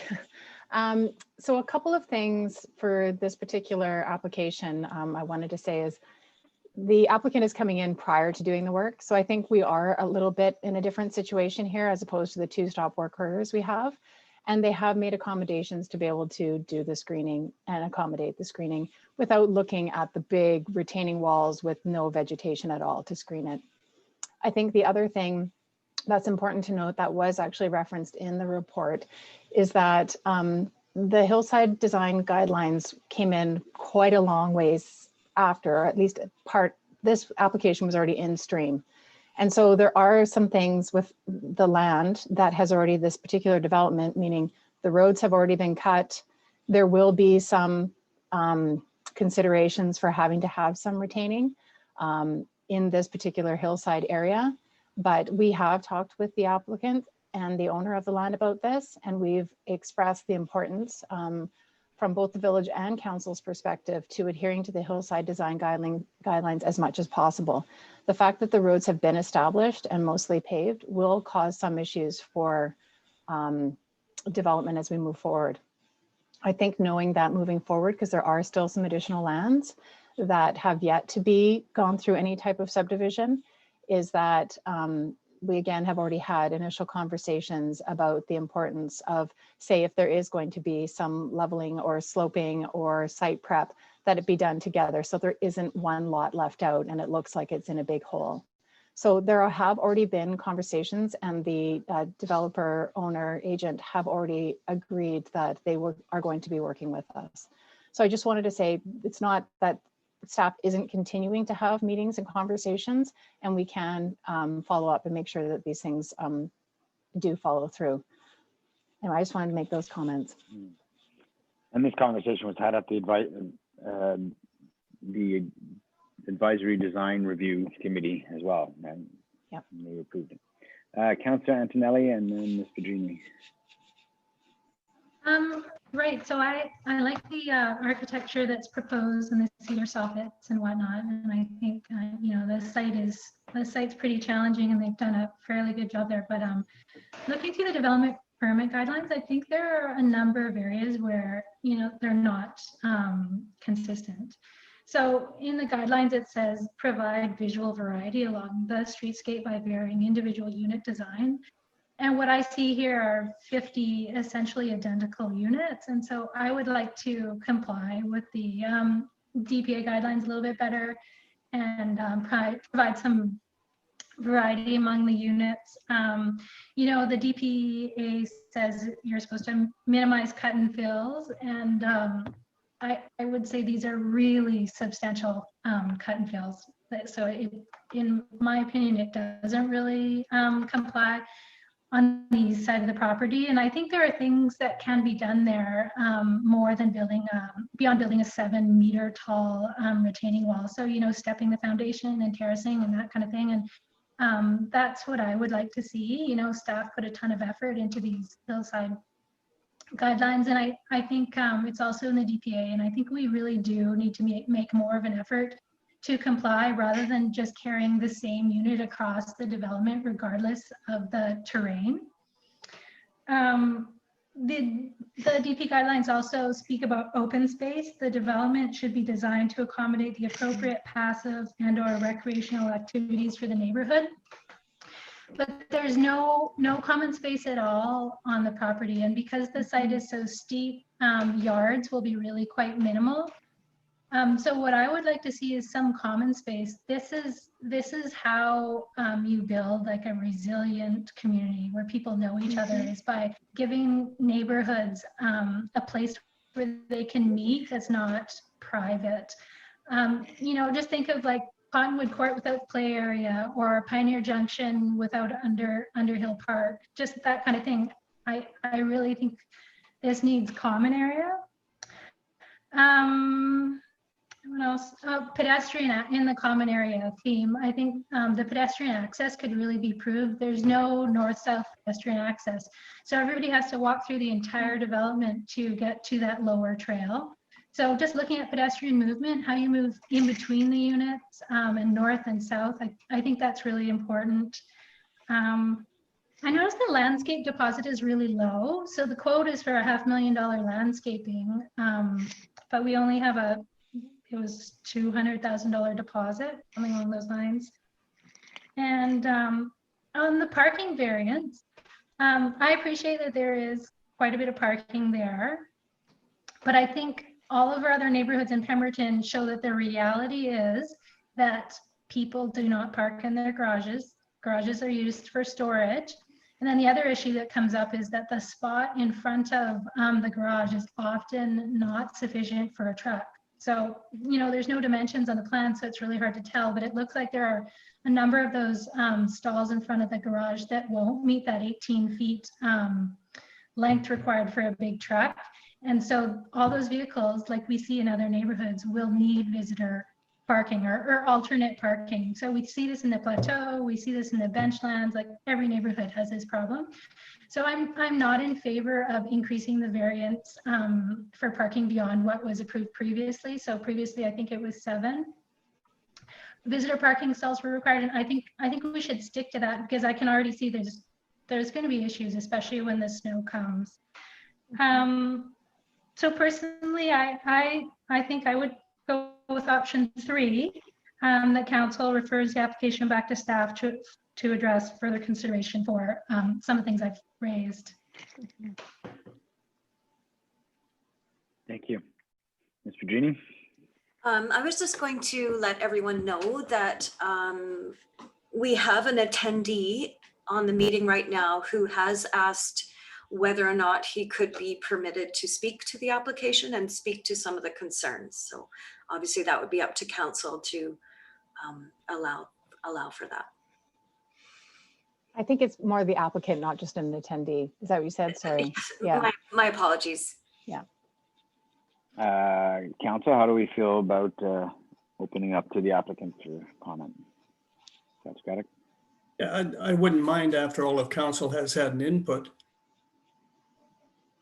Okay. Everybody else good with that? Do we need an actual motion on that, Ms. Fraser? Did you want to make that motion, Councilor Caddick? Certainly. Seconded by Councilor Noble. Any further discussion? All in favor? Opposed? Motion carries. I had similar concerns about the visitor parking too. I don't think just you know, I don't think they translate the fact that they've provided more than required, as it says in the report for the residents, that we should. I'm a little concerned about cutting down on visitor parking too. I think Councilor Antonelli's comments are accurate. Is there any other discussion or comments from council before I open it to the applicant? No. Okay, Ms. Harvey, can you connect us? Yes. Mr. McIver, are you there? Can you hear me? We can now. Good morning. Good morning. I'd like to thank staff and council for the opportunity to speak. Some of the comments are a bit interesting because we have gone through the DP process once on the site. And if I can speak to the grading plan, we've just done a substantial redesign to the duplexes to ensure that the grading was as consistent throughout the entire site between buildings. So we regraded the roads to step them so we wouldn't have large retaining between units on the as the road grade descends. We do have retaining between the units to soften the grade from the roads down to the site conditions. The previous approved development permit had a rock wall continuous along behind the upper units of 300 meters long, 3 meters high. And we had a 4-meter rock wall along the trail to the south, the entire length of the project. We shifted to do the MSC Sierra slope wall because of the soil and grass components. that there is an existing wall on the west end of the project, and we have graded sloping grades down to the ground where we can, and it's only on the east edge of the project that we have to do the larger retaining with the MSE. Now, that being said, on that grading, there is virtually no other way to build this project on the site. And this project was previously approved in a very similar format, just rather in sixplexes rather than duplexes. So we are financially and consistently improved this project to a point that we were very much in keeping with our original design that was once approved already, and we've approved upon it to reduce walls and reduce some of those impacts. So that being said, this is an entirely unique situation to the walls that are occurring on individual properties or even the phase 1B benching. This is a very consistent site. To actually witness any of this, you either have to go into the site or you have to be walking along the trail to the south. So it's not like it's on a main roadway where you can look up and see the impacts of any of this. The retaining walls do create, there are yard spaces with each and every property. We have spacious decks on the front with spacious patios underneath on the lower units, plus a rear yard that's anywhere between 3 to 6 meters deep in every one of those units. On the upper units, there's a full patio at the rear of the project with a small grass space as well. So there are yards, which are, some are limited common property and some will be actually common property. With respect to the parking, we had a variance down to 7 parking, visitor parking stalls. In the previous application, we're only looking to reduce that to 4. The parking ratio being almost double what is required we feel is more than adequate. The driveways are 6 meters in length, which will accommodate most pickup trucks and vehicles. The garages are double garages on every single unit going forward, which are, they're full 20 by 20 garages on the low side, they're 26 by 20 on the upper side. Very spacious. I anticipate that one of those stalls in the garages will be storage and one will be a car, which will allow 2 vehicles in front. Now, so that still exceeds any particular parking requirements that would be necessary on the site. So we've tried to build this for how we live in Pemberton, which is pickup trucks and full garages for storage and parking. I think we've exceeded many of these categories, including trying to deal with the visual impact. The landscaping is quite extensive to reinstate the site, but building on hillsides will have cuts and fills, and it will have disturbance. In terms of the consistency of design throughout the project is very common. We were running into a significant cost overrun. The consistency of the design throughout the project is what gives it replication, which was able to get our cost down, which is able to maybe hit a price point that we can maybe move some more units. So this is not a big departure at all from what we were previously approved for. Some of the regulations or guidelines have changed along the way. That being said, I don't see any other way we can build this project as we've presented it. And the changes are very consistent with what we're previously approved for. So we weren't anticipating any pushback on walls and some of the site grading and landscaping plans because we were already approved once. So therefore, we're very consistent with a previously approved application. We're just looking to change to duplexes.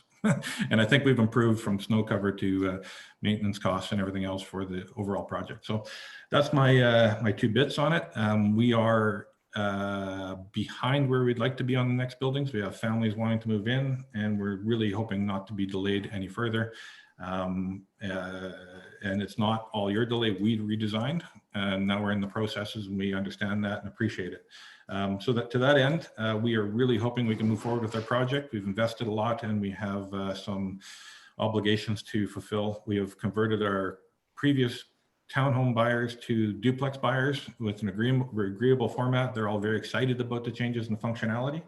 And so therefore we've been hoping to be putting foundations down a month or 2 ago for the next building. So that's our time sensitivity. And I understand there's processes at the village, but I appreciate your time to let me speak to the concerns.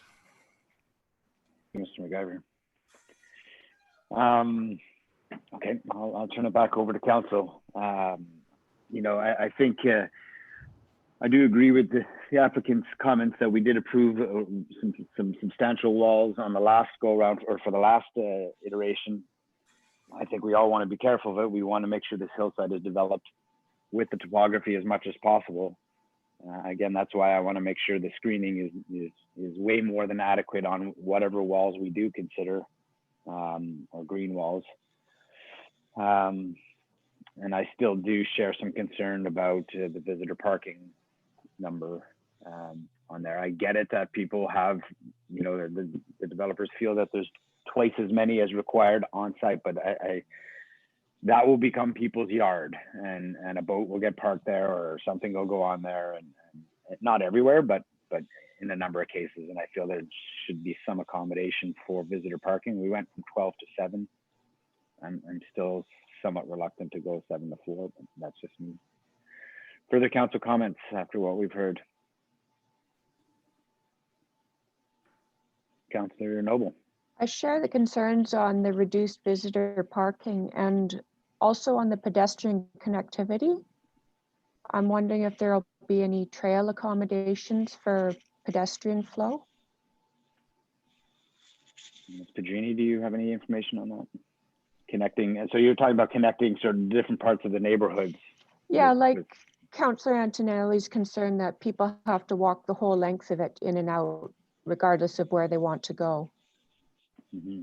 I'm wondering if they will accommodate some trails so that people aren't just climbing through someone's yard and making their own. Ms. Padrini? It's a good question. There is obviously a public trail below the project, and there is there's a sidewalk above that would lead people to the project. But in terms of circulation through the site, it is a private strata road. I don't believe it's part of our guidelines that connectivity through a private road is required. You know, through people's private yards. We don't ask for that in other strata developments. Mm-hmm. I was going to just also mention the Sierra Wall. If you could refer to the picture shown on page, what is this, page 61 of the agenda. So it's figure 2, the digital rendering of the proposal. You can get a good idea of the dark green band along the right side of that drawing is the Sierra Wall, and below this property is the Sunstone Community Trail.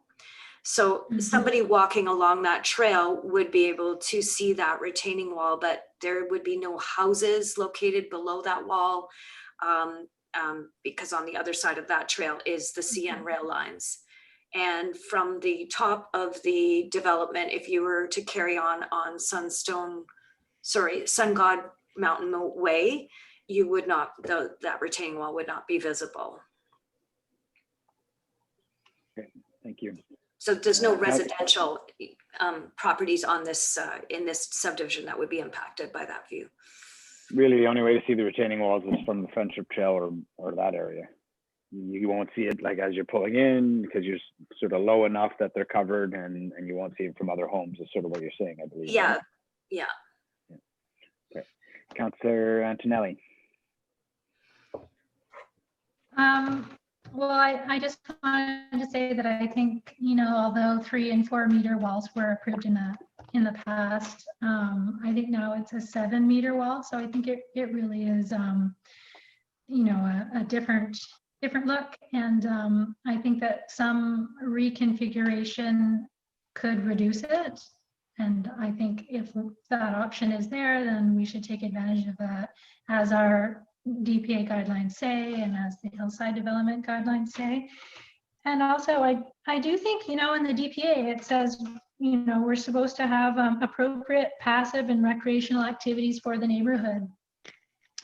So I think having trail connectivity for the residents on the site, not necessarily the public, down to that trail and having some common space for them to recreate and meet and socialize is important, and it's right there in our guidelines. I understand that the applicant, worked very closely. This is a template based on the last one, but I don't think these are major impediments. I think they are just tweaks to the design to improve it. Okay, anybody else? Ms. Gilmore. As far as, are you saying modifications and tweaks as far as the flow or the retaining walls? Because changes to the retaining walls could have significant financial effect if they have to redesign their whole area and not be able to use the retaining walls. So I would agree the trails or connectivity might be something through some type of easement if they're willing. But I think the retaining walls could pose some significant issues for the developer. I think that the retaining walls are definitely more than a tweak, that's for sure. I would agree that trail connectivity, maybe some communal space, screening, colors, that sort of thing, those are tweaks. But if we try to reduce the retaining wall, you're pretty much going back to redesign on that, I would imagine. Let's go Councillor Noble, then Ms. Virginie. Well, my thought was in the absence of communal spaces for that neighborhood, that the connectivity to the other trail would at least be something, because those people are all going to have dogs and children. They're going to want to access that trail as quickly as possible to walk them without going all the way down if they live on the end. To your point, if we can connect easily, you're right there onto the Friendship Trail, you're right there onto the recreation land. Exactly. So there is all those lands available for play, but we got to make sure that it's easily accessible. Exactly. Ms. Virginie, I think you had something. Just letting you know that the applicant has asked if they could speak again in response to some of the comments. Councillor Antonelli. Yeah, this isn't a venue for the applicant to rebut the comments of council. I don't think it's appropriate. We've heard from them, we have their application. I think we're supposed to be, viewing council's representations here, not the applicants.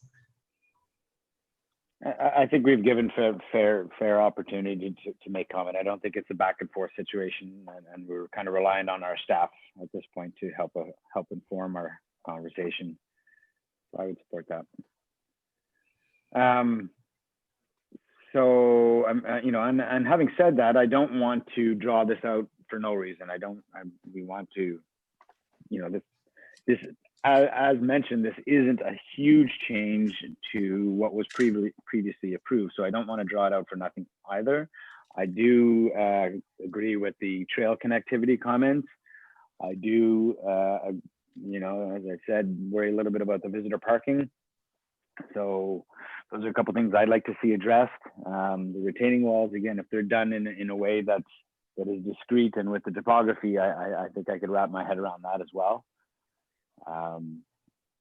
Recognizing that is a major change to the plans if we were to ask that get changed. So those would be my comments. Those would be the things I'd like to see discussed. Ms. Gilmore. I just wanted to make one note that the applicant currently has, I'm just an approved development permit. So if there are significant changes that might cause the applicant to abandon this and proceed, even though it's not the most viable project according to their marketing.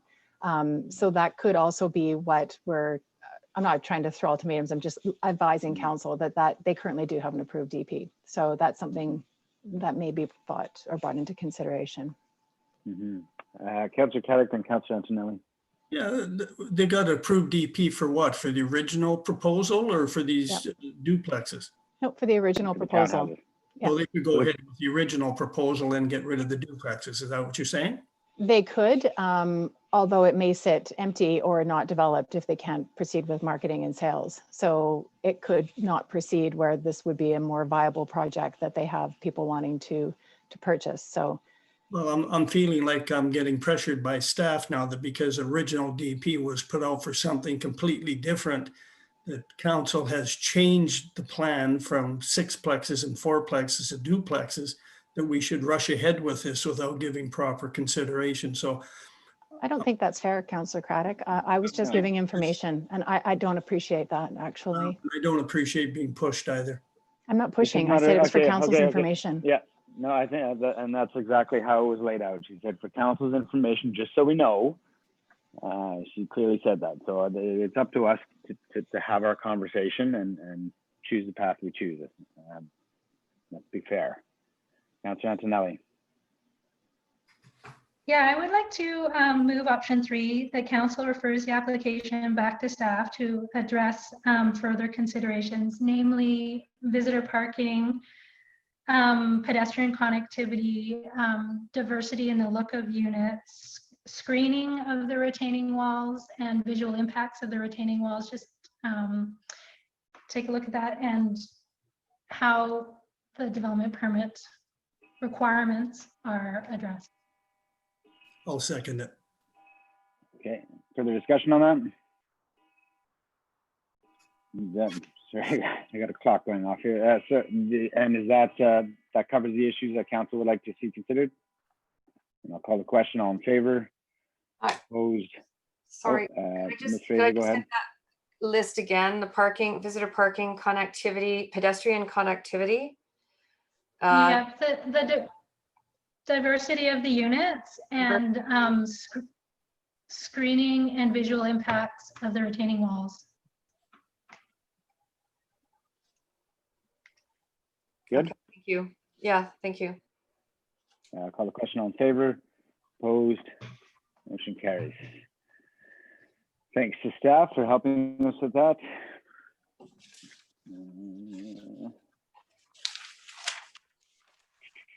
Sorry. Oh, and I think that's it for Ms. Reese and Mr. Gini. Thanks to you two. We're on to the Recreation Department. And Ms. Burns will join us to give a COVID-19 response update with regards to rec services. Hello, Ms. Burns. Welcome. Good morning, Council and Mayor Richmond. Thank you for having me today. The purpose of this report today is to inform Council on our current recreation COVID-19 pandemic response. As Council may recall, we moved into phase 2 response for programs and services on July 2nd of 2020. And this report will address what we are doing for phase 3. You may also recall that we used a variety of tools in our planning process that include WorkSafe BC, BCRPA, Maya Sport, and a few other resources to help us inform our process for planning of programs and services. I provided that information in the report in that we have progressed to phase 3 of reopening for services. I've outlined how we move forward with programs and services in a chart format. And I'd just like to highlight that with all of this planning and the process that we took, we focused on minimizing the potential for demographic overlap. We also prioritized children, seniors, and youth programming and trying to get back to those services as quickly as we possibly could. We have now diversified our hours of operation to increase fitness center services, which is included the, well, you'll have to excuse me, sorry, I've been here since 5:30 because we opened at 6 today. So we've had services open up starting at 6 a.m. for fitness center. As well, we have welcomed back the SD93 to the facility into 2 of the rooms for daily classroom activity, and also into Great Hall B and C for gym programs. which means that we've minimized the amount of activity we're having throughout the day. We have our vulnerable population hours in the fitness center on Tuesdays and Thursdays still from 10:30 to 12:30. We've modified our maximum capacities in all of our spaces to decrease them slightly from what we were originally, what we had originally planned, just to ensure that we're making sure people have adequate space in order to move freely and still maintain 2 meters distance from each other. We have prioritized room C to just being fitness classes at this point in time. And we are seeing that we have hit our capacity at 10 per class, which seems to be working in our favor at the moment, but we are currently modifying space and constantly tweaking. We've modified the entrance to the facility so that people leave and change all of their clothes in one space to minimize choke points throughout spaces. And I think we have found some flow. We have reinstated all staff at this point in time. So everyone has now started to work again. Casual staff is working casually as we move forward. And at this point in time, the Recreation Services team does believe that we've created and struck a nice balance with all of the services that we've currently welcomed back. And we would like to recommend that council receives this response update. Thank you so much. I mentioned it when you presented at PIVAS, but for this group as well, I think you guys have done a great job managing the space there, maximizing the space and making it feel safe and comfortable for everybody. So I think it's great that we're able to provide these services and hopefully continue to add to it. I think you made a mistake though, Christine. I don't see drop-in basketball on the list anywhere here. You must have forgot to put that in, right? Well, no, actually, you will see that drop-in sports will be something that we will reintroduce. Well, you know what? Everything is constantly changing. So at this point in time, though, we are looking for widespread vaccine before we welcome true drop-in sport activity into our indoor spaces. Unfortunately, you might see some youth basketball programs, though. We are working with a gentleman to see if we can find space to do that for the winter. Awesome. Thank you. Any questions from Ms. Burns? Go ahead, Councilor Zant. Actually, I was just going to make a comment. I was going to say there are the martial arts classes that have started up again. So yeah, they're great for mental health to get out and do something physical. Exactly. You want to hit me? Is that what you're saying? I didn't say that. I didn't say that. Any other comments or questions? Go ahead, Councilor Antonelli. A lot of kids weren't able to join the gymnastics program this year because of, you know, the physical distancing requirements, and it's a real disappointment because of course the program builds, so you need to be in it consistently. So I know that's not your program specifically, you're just on the facility side, but is there anything we can do to bring that enrollment back up? Because, you know, once these kids have missed a year or two, then it's a whole different ballgame for them, right? Thank you for asking that question, Councillor Antonelli. I am in constant contact with the gymnastics club. So we're doing what we can at this point in time, and we are very aware that there's quite a few children missing out on that activity in this community. So we're doing what we can at this point in time. For sure.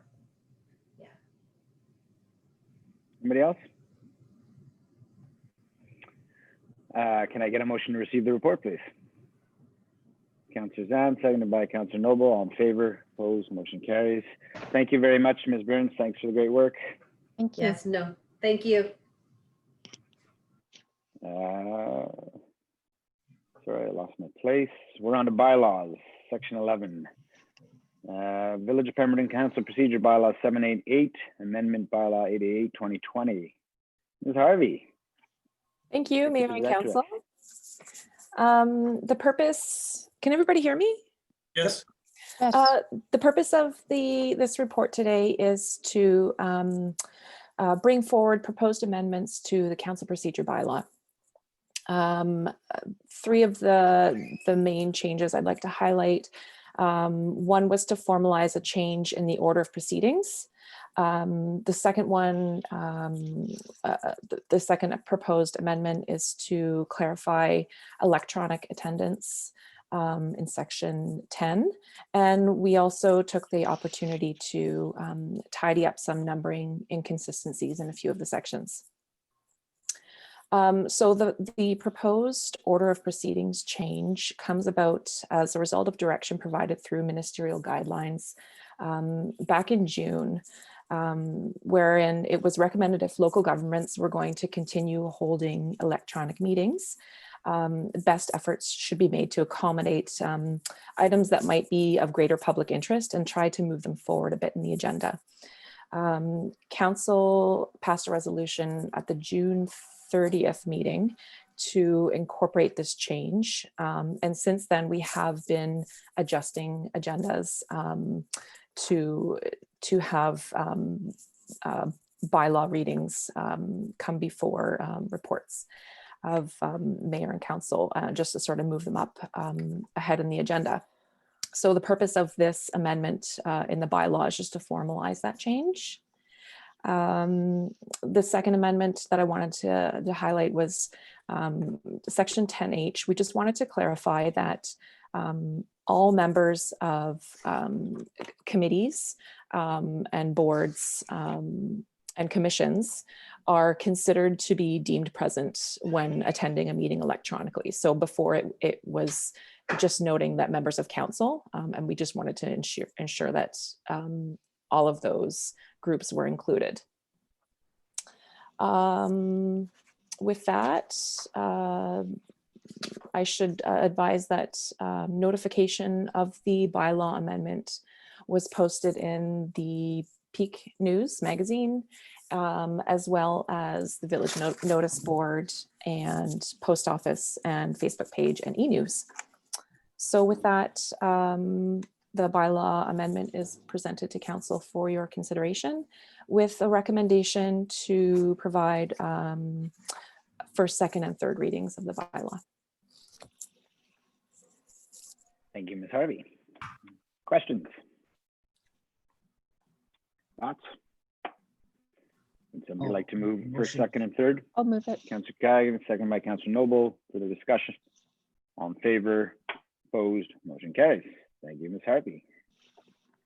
We're on to Village of Pemberton Business License Bylaw 855, Amendment Bylaw number 890. Ms. Fraser. Good morning, Mayor and Council. I'm back.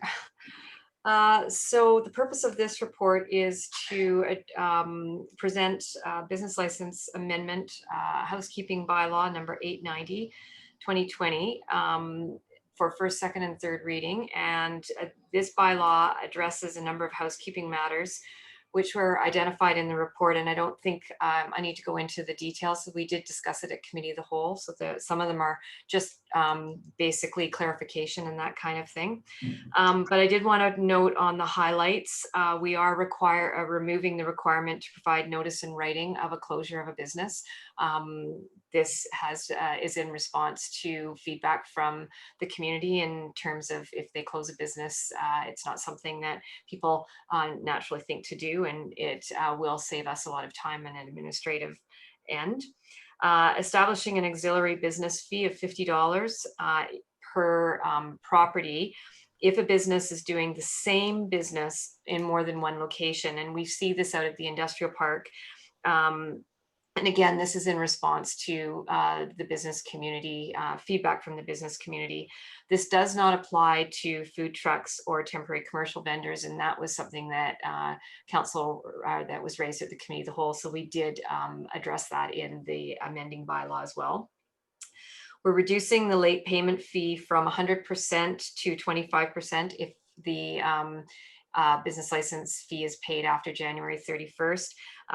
This again is in response to business community feedback that the 100% penalty is punitive. And but we hope that by providing a 25% late payment fee that will encourage people to bring forward and pay their business license before the deadline of January 31st. We amended the definition of temporary commercial vendor to add in mobile vendor or mobile store, because that was not part of the definition. And we added in the definition of food truck and adjusted that to align with the zoning bylaw. And initially, staff had proposed to remove the maximum number of licenses provided for temporary commercial vendors and food trucks, which had been established, specifically had been established to 5. And so as a result of feedback from the committee of the whole, that has been put back in the bylaw. So there'll be a total of 5 food truck and temporary or temporary commercial licenses issued. So that will be a 5 maximum for those 2 types of uses, as per the recommendation of the committee of the whole. We've also added in under the food truck and mobile store vending section, the requirement to show proof of insurance and abide by various bylaws, and not only the zoning bylaw, but the wildlife attractants, noise and sign bylaw. And so those are sort of the bigger changes that we're proposing. Most of the changes, as I noted, are administrative in nature and to provide clarity. And I'm happy to take any questions if council has them.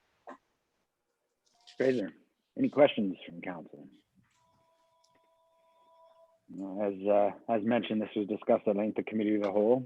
If that's the case, would somebody like to move? I'll move it. Councillor Zant, seconded by Councillor Noble. All in favor? Opposed? Motion carries. And I do want to sort of note again that whenever we write new bylaws or amend bylaws or policies, we never get it, or we rarely get it perfectly the first go around. And we always say to ourselves as a group and to staff that, if there's public comment or there's things that need to be amended to make it better or more accessible for people or whatever the case might be, we would do that. And I think this is a really good case of getting public feedback and staff responding well to it and compiling that feedback, because that's where a good deal of these changes came from, is from the public. So thank you, Ms. Fraser, for accommodating that. You're welcome. Okay, and the last bylaw for 3rd reading is the Village of Pemberton zoning bylaw 832, amendment bylaw 889, child care center, what we just had our public hearing on. Do we need to hear from staff, or can we just go ahead here? Is there a requirement to have anything come back from the public hearing, or can we move along? Gina? You can move along. Mm-hmm. Okay.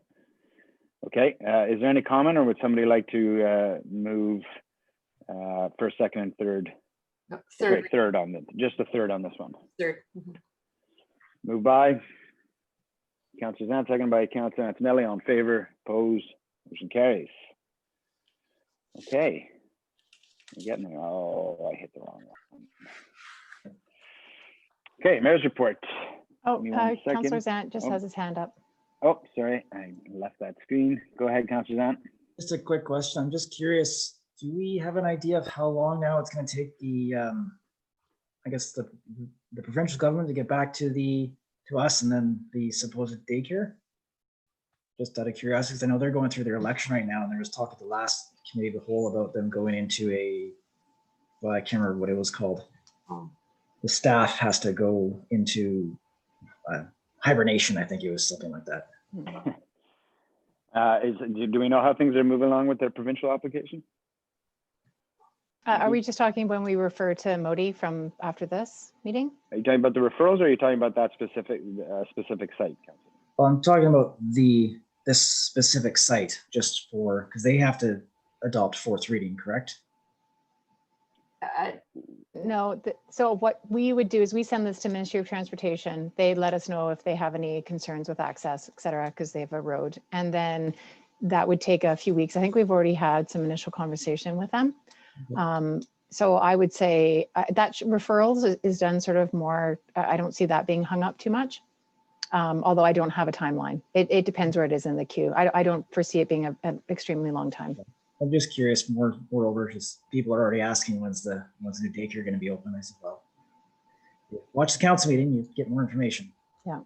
And it should be noted that also the new daycare would have their own licensing requirements that are outside of our control. So it would be up to them to complete that.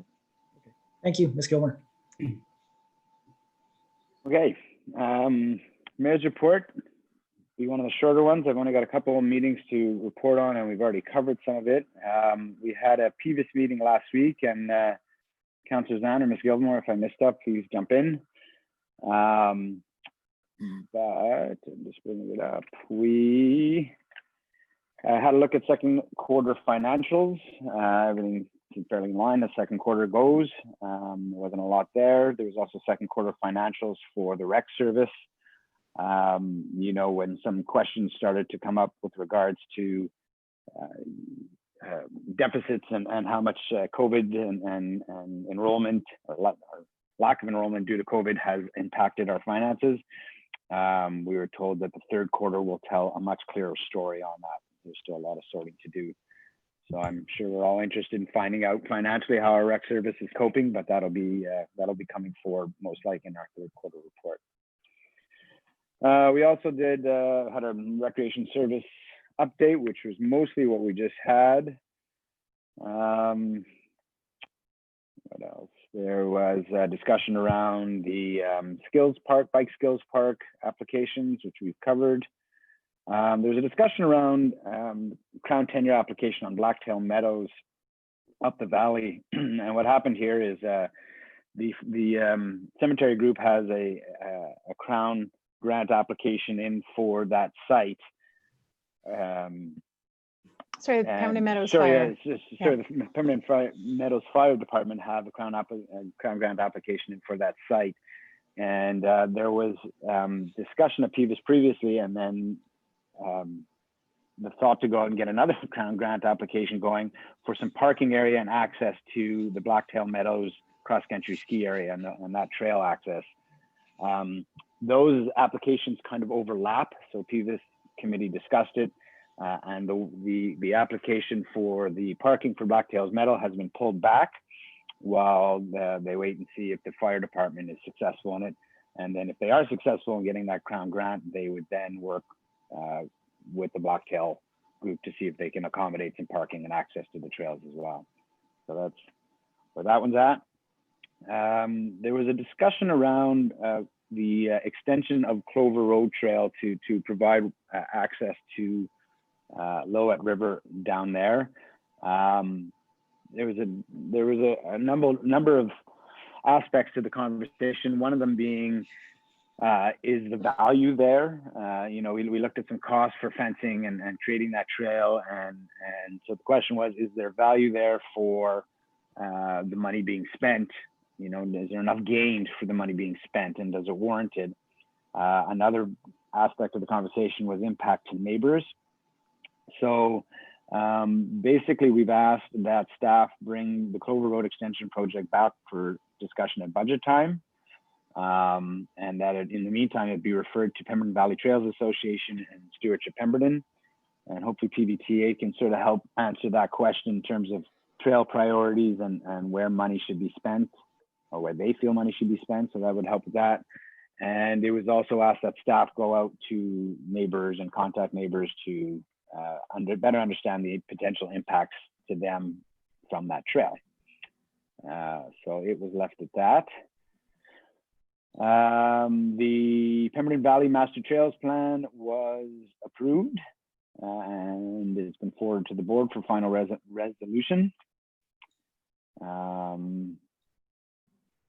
The French school has requested $460 from our PDIF fund to do some an LGBTQ painting project on the retaining wall going down the stairs into the parking. That was approved.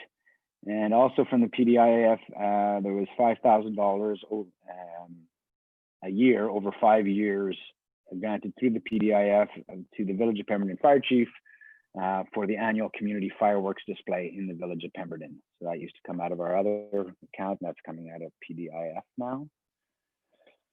There's that, and then I had, just want to bring something up here. I had a meeting yesterday, as did the CAO, with the Pemberton Valley Emergency Management Committee.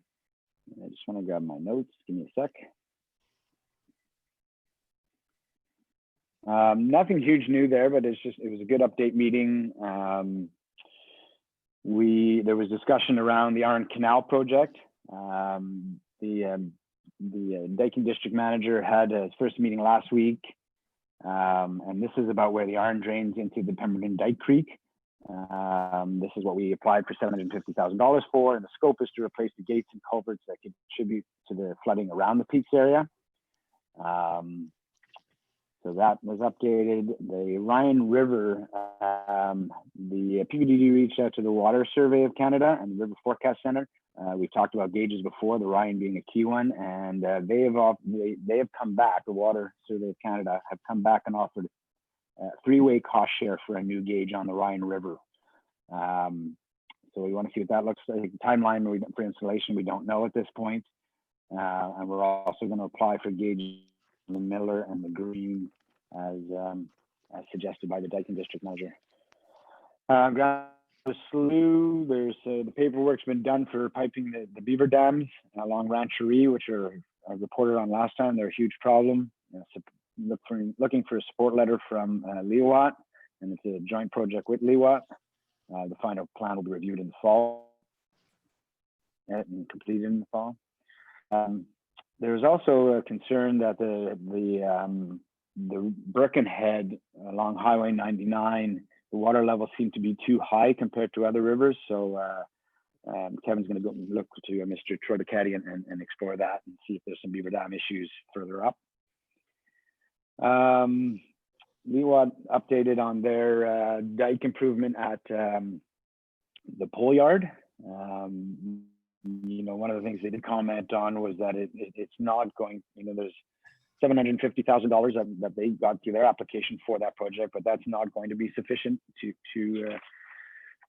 complete the project, but it'll definitely be an upgrade, and they're going to keep reapplying for more funds for that project. Sarah Morgan reported on the Mount Currie monitoring through SFU, because SFU has started that work. It started at the end of June. They've installed some instrumentation. They're working out how to transmit some of the information that gets communicated.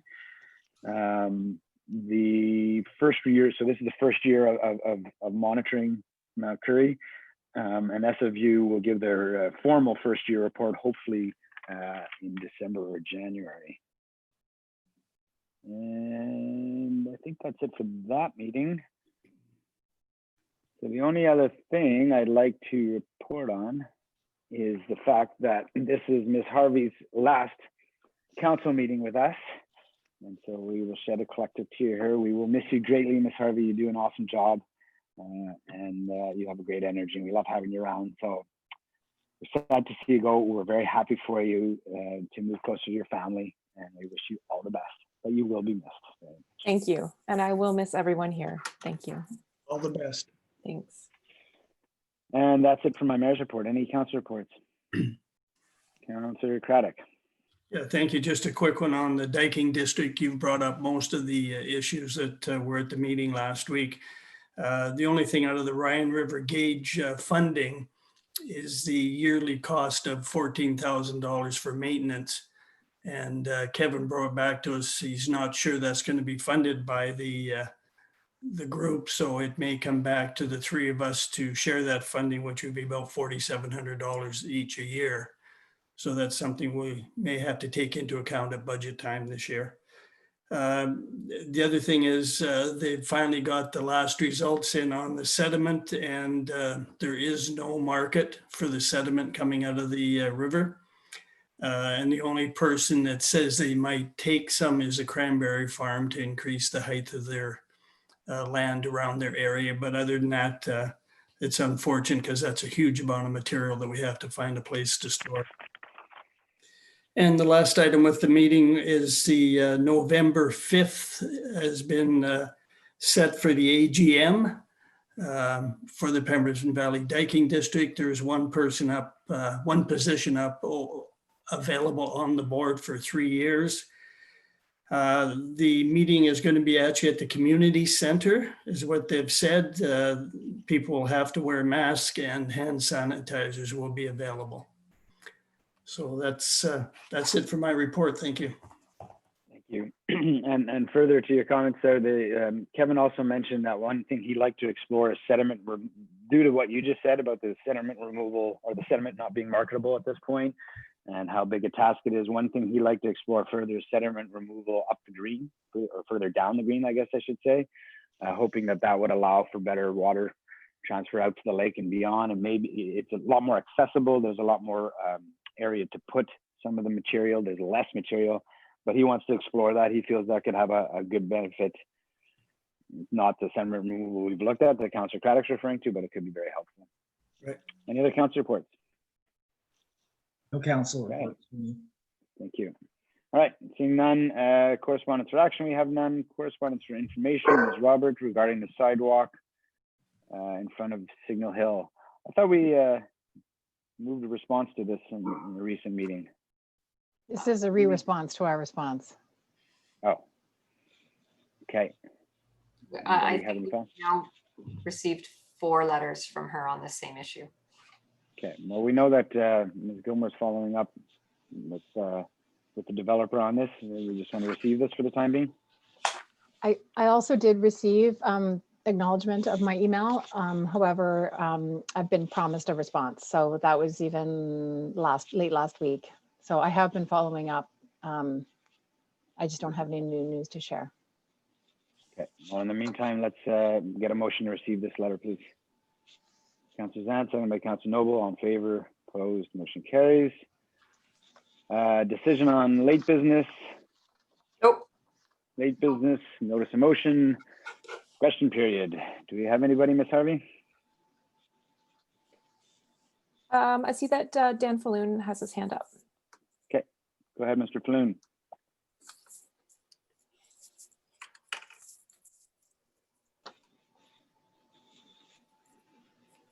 All right. Go ahead, we can hear you now. Thank you. Just got unmuted. I had questions on a couple things regarding the OCP amendment. I was wondering if this is the only process that will need to be completed to allow for the school, or if there will be, if it will come back to council after this is approved. Assuming it is. Ms. Gilmore, did you want to answer that? Yes, there are many more opportunities where this will be presented to council, including a public hearing as well. So once we've received the referral comments and the group has done their first information meeting, we will be bringing this forward back to council.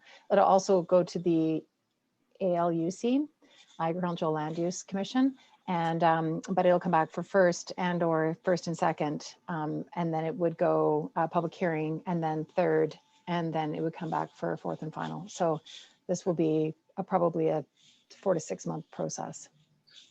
Oh, I meant more so that after fourth reading, if there would be any additional processes, or if this is it.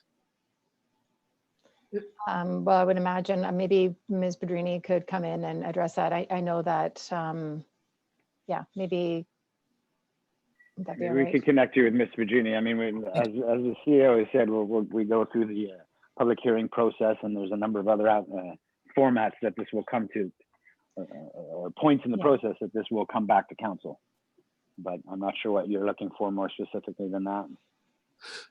I meant more so if the after if the OCP amendment and zoning amendment is approved, if there is more approval of the building itself or DP. more site specific. Go ahead, Lisa.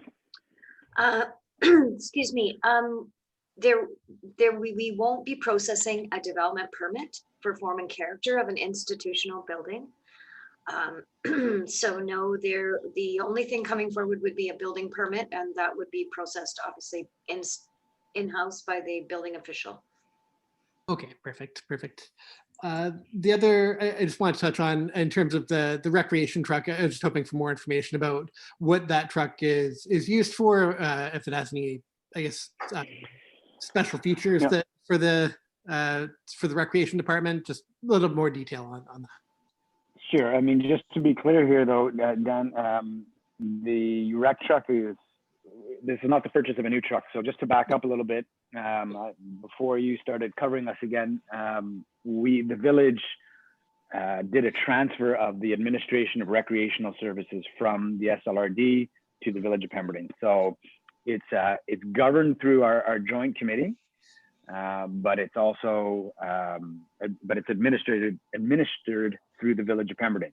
But prior to that, it was administered through the SLRD. So we went through this whole transition, which included transferring over some of the assets. This is one of the assets that already existed. We already had this truck for staff there for use. And when we transferred the recreation service, we took the truck over. So instead of taking the loan over that came with it, we've now taken on a new loan to the same amount. So there's no further spending on this truck. This is something that we've had for a while that we've just transferred ownership as part of this transition. So I hope that is a little bit clear, and then maybe Nikki can tell you a little more about what it gets used for. So as far as the vehicle, as you can imagine, a lot of our recreation services that are under the PVIS include Gates Lake, the Meadows. And so you need to pick up garbage, need to go and do inspections, need to do other different maintenance projects at those locations. So it's for the recreation maintenance staff that would use that and go to those sites. So it's just a pickup truck. Doesn't have any special uses necessarily.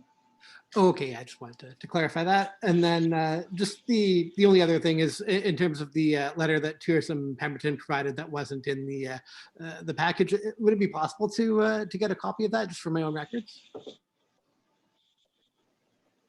Yes. Certainly, I can forward that to you, Dan. That'd be great. Yeah, I think that covers everything for me. I appreciate it. Thank you. Thanks, Dan. No other attendees or questions, Ms. Harvey? I see no further questions. Okay, then I'm going to recess the regular meeting. Let's take, how long does the group need before we come back for in camera?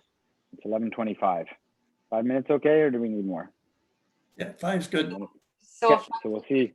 we could get the resolution for in camera first, to go in camera. To move in it. Okay, so let's get a motion to go in camera. Councillor Caddick, second by Councillor Zand, all in favor, opposed, motion carries, and the